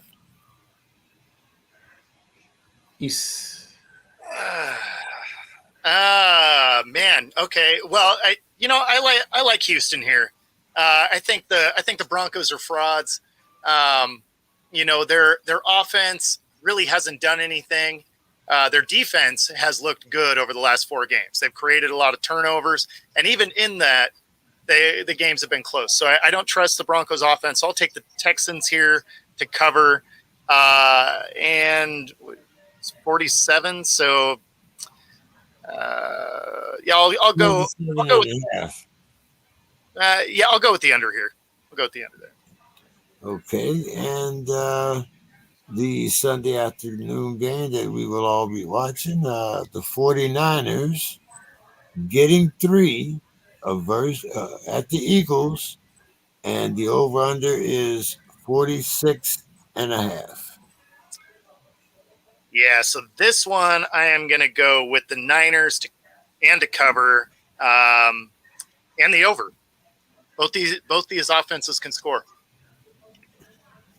Okie dokie. Shootout in Philly, huh? Yep. I mean, I don't know if it'd be like a true shootout, but it should be close. It should be a fun game. I'm looking forward to that game probably the most of the weekend. Yeah, I think we all are. Let's see. Dave. All right, I'm going to take the Eagles and the over. Okay. And the Broncos and the Texans? Broncos are getting 3.5. Yeah, I'm gonna go with the Texans. They've just surprised me. I know that the Broncos have been hot of late, but Texans playing at home. I'm gonna take the Texans, but I'm gonna take the under in that game. Okay. Bill. The number on that game was the Broncos and the Texans. The Broncos are getting 3.5. The Texans, the over-under is 47.5. right. The number was 4.5. 3.5. 3. Darn it! Hope it was 4.5. 3.5. And the over/under was 47.5. And they're playing. They're playing where? In Texas. In Texas. Okay. So the game's in Houston, and the Texans are giving 3.5. Huh. I'll take Houston, and you said the over was. I mean, the number over under was 47.5. 7.5. Oh, that's right about right. I'll take the under incredibly nervously. Okay, and the 49ers getting 3 playing the Eagles in Philly, and the over/under is 46.5. I'll take the over, but just barely. And I will take the 49ers. I think the Eagles win it, but I think it's literally like a 30-31 kind of affair. I think 1 point either way for either team. Okay. Mr. Scott. Texans, the Broncos getting 3.5, playing the Texans, and the over/under is 47.5. Well, I like Stroud, and I think the Texans have been a surprise. They're ascending, and I think this could be a really good type of statement game. I'm going to take them in the over. Okay. 49ers, Eagle. Well, I like both teams. There's no question about that. I do get a little concerned about San Francisco and the health of McCaffrey. I mean, it just seems like in years past he's missed some games with injuries towards the end. And if he stays healthy, I mean, I'd like them to. Boy, I'm going to take the Eagles, and I'm going to take it over. Oh, okay. All right. Well, let's see. Let's knock out these last three. Okay, Mr. Scott, we have the Clowns getting 3.5 against the Rams, and the over/under is 39.5. Boy, Clowns really, they don't have a quarterback. I mean, that's just a huge. But again, they have a mastermind coach, and the Rams seem like, I mean, Stafford, I don't know if he's been hurt or something, but he seems like he's back playing now. I mean, their season's in the tank, but I'm going to have to stick with somehow the Browns and the under. Okay, let's see. Sunday night, Mr. Scott, we had the Chiefs giving the Packers 6, and the over/under is 42. Yeah, Chiefs over. Chiefs and over. Yeah, that's, I mean, I can put that down now if you want to go against me on that, James. I mean, we can I'm on the side on that. Okay, all right. Well, what about this Monday night game here where we have Cincinnati getting 8.5 against Jaguars, and the over/under is 38. Oh man, I guess I'll take the Jags to cover in the over. 38's not a scary number. Okay. Bill, we had the Clowns against the Rams. Clowns are getting 3.5. The Rams, they're playing at the Rams, and the over/under is 39.5.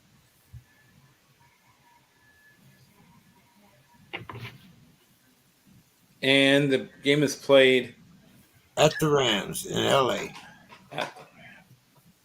And the Rams are getting. No, Cleveland is getting 3.5. Say no more, Cleveland.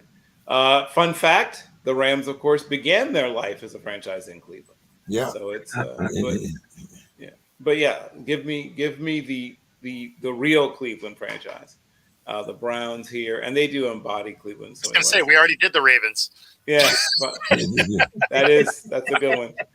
And the over under is 40. No, the over/under is 39.5. Oh, I was hoping to be in the 40s so I can go under. I'll still go under. Okay, and the Monday night game, the Bungles getting 8.5 against the Jaguars, but the over/under is only 38. I'll go over, and I think the Jaguars win it, but 8.5 is a big number. I don't think they'll cover it. I will take Cincinnati, and I think the game's going to be closer than people think. Okay, Dave. All right. If Cleveland had fans that traveled like Pittsburgh, I might take them in LA. But I don't think that there's going to be as many Cleveland fans out there. So I'm going to take the Rams and the under because Cleveland's defense is they've had some injuries, but they're still very good defense. Okay. Chiefs and Packers. Okay, Chiefs in the over. And the Bungles are getting 8.5 against the Jaguars Monday night. Yeah, that sounds like a lot, but like in the case of Cleveland, losing Deshaun Watson wasn't as bad as Cincinnati losing Joe Burrow. Right. And plus your defense just isn't that good. So I'm going to take the Jags in the under in that game. Okay. Or no, excuse me, the over. I'll take the over. Oh, the over. Okay. Yeah. Yeah. That 38 is really tempting them. Mm-hmm. Bo. Yes, I'm gonna take the Rams at home. I'm not gonna take it. You said it's 3.5, 30, or is that 3.5. 3.5? So I'm gonna take them not to cover, but I got the Rams winning and the under. And then KC, that one's easy. It's just KC, the points and the over. And then of course I'm gonna have this is also easy because the Bengals don't have a quarterback. So I'm gonna take the Jags. The points and the over as well. Okay, dope. Well, okay. Bill, final thoughts. Sure. On this day in 1976, Reginald Martinez Jackson, who of course was recruited to Arizona State on a football scholarship by Frank Cush, and in fact was kept on a football scholarship. So his time in Arizona State, he actually was on a football scholarship, though he didn't play football. But on this day in 1976, he signed with the New York Yankees and was already a star. Like it wasn't like he, was some non-entity, but he went from being a star to a superstar and became Mr. October. He became the straw that stirs the drink. He became someone that had a candy bar named after them. And it is fascinating to think about what he would have done in the social media era, because he was one of those people that always had a little bit of a cloud of controversy surrounding him without anything resembling social media. Just Dave Smith, right? And other, New York sports writers, Brett Smith and others just getting, column inch after column inch, day after day out of him. But he was a great player, Hall of Fame level player, played his best when his best was needed. Definitely someone who knew how good he was and would tell you if you asked. And that was something that was rather new for baseball, right? You had Muhammad Ali in boxing. You had a few other people that sort of paved the way a little bit. But baseball players prior to him, were pretty much all shucks, ma'am. Oh, I just got lucky. Oh, I got a pitch I could handle. He's really great. I just got a little fortunate. Nope, not Reginald Martinez Jackson. He would tell you, oh yeah, that guy had nothing. He would tell you, that he was the best, and that was a sea change in baseball. That sort of Muhammad Ali, Deion Sanders kind of mentality was not evident in baseball prior to him. So he changed the game in a couple of different ways.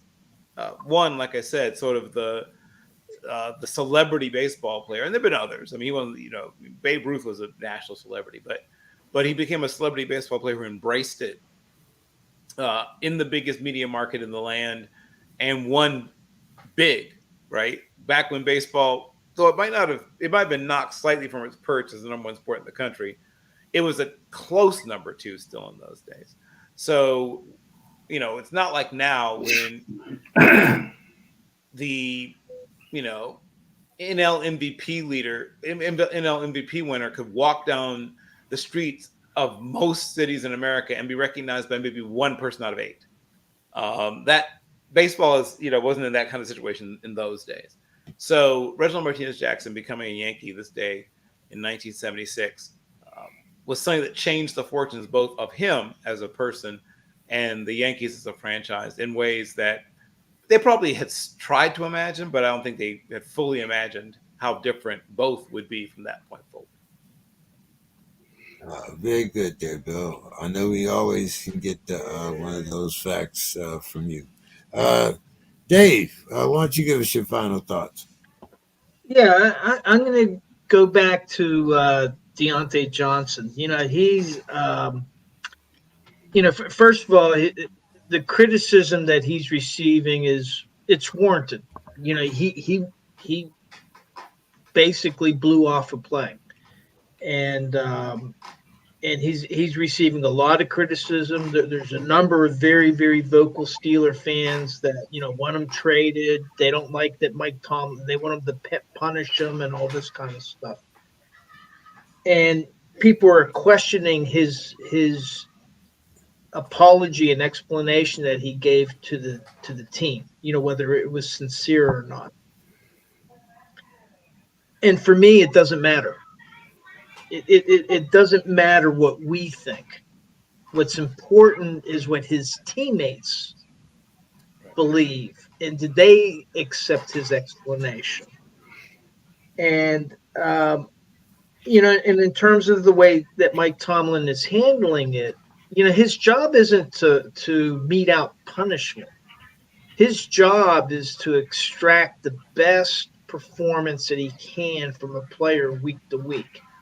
And what he's in the midst of now is preparing to play the Arizona Cardinals on Sunday. And I think that Mike Tomlin handled it perfectly because he told the media during his conference, look, number one, Deontay he has to forget about the previous play. He can't have that in his mind and then lose a play.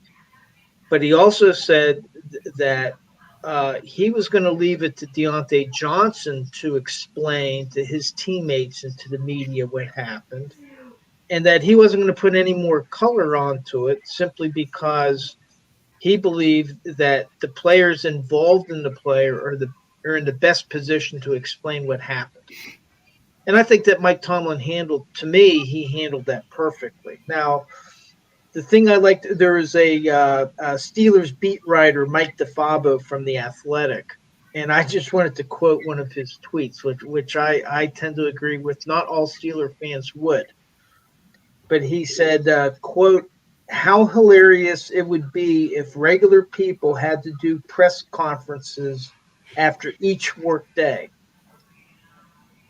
Jim, you came into the office, spent 6 hours reading Steelers blogs, and then shopped for Christmas gifts.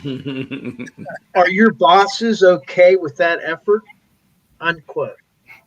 So in other words, now again, I mean, a football play only lasts 6 seconds, and we should expect somebody that's being paid $15, $18 million a year to put it out there. But people have brain farts. Deontay Johnson, he said that, hey, he's not going to happen again.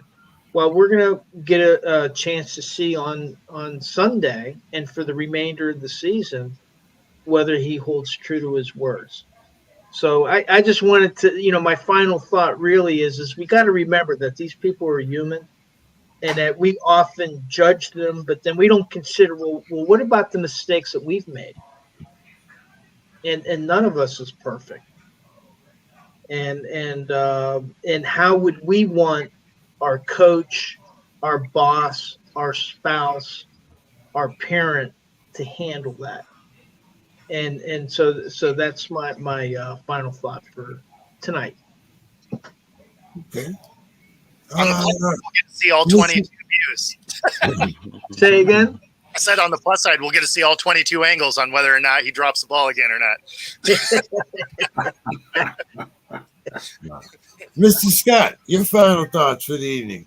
Oh, thank you. Just Bill bringing up baseball, it just made me think about my friend. I mean, I don't know Dave Winfield that well, but I know his brother Steve very well. He was just in a documentary we did, and I was just talking to him about Dave because our team, Washburn High School, played at St. Paul Central, where Dave went in the Twin City game. And I said, I didn't see Dave out there. I saw the guys, and his brother said, no, Dave didn't play football. And so we were just talking, and we were talking about how Dave played baseball at the University of Minnesota. And he had one particular game in the College World Series where he pitched 10 shutout innings against, I think it was USC. And I mean, USC had people like Freddie Lynn, and I mean, just a murderer's row of people. And so they let Dave stay out to the 11th inning, I think, and they scored some runs and blah, blah, blah. But what was so ironic about it is his brother Steve told me, they said Dave never got a baseball scholarship. He never got a scholarship to the University of Minnesota. And so he was playing intramural basketball. Right. And Bill Musselman saw him. And Bill Musselman said, come on the team, I'll give you a scholarship. And that's how he got the scholarship at the University of Minnesota. I didn't know that. Yep. And Dave is, grew up in St. Paul. I mean, his peers, the people he played with, Jack Morris, Paul Molitor. I mean, they were coached by this guy, Billy Peterson, who's just a known coach in St. Paul. I mean, Dave is, I think he's the greatest athlete to come out of Minnesota. When you figure that he didn't play football, but he was drafted in the National Football League. Yep. He was drafted by basketball. And he was the number one for the San Diego Padres. So, I don't know, it made me think about Dave and how he didn't get a scholarship. I can't fathom that. That's poor evaluation.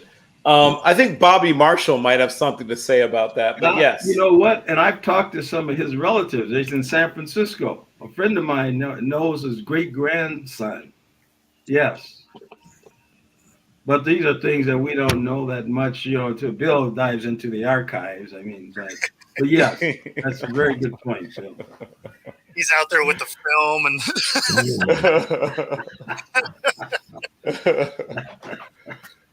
All right, Bo, take us home. Yeah, so I got an easy one. We, we're solidly in the holiday season. We're getting close to Christmas. And just remember that everybody it's a stressful time of year. So just take some extra grace with the people out there and understand everybody's under a lot, trying to achieve a lot of things before the end of the season. So just be nice to each other, give each other a little extra time, a little extra grace. Well said. Good advice. I knew there was a reason. See, we have to have guys like Bo around. See, cut through my pessimism and Mr. Scott, always blaming Demetrius about ducking him. So just tell him how disappointed I am. I mean, really, I'm very disappointed that I didn't see Demetrius. I want to wish him a holiday, and wonderful guy. Great. All right, guys. Have a good one. I'll see everybody next week. See you next week. Good night.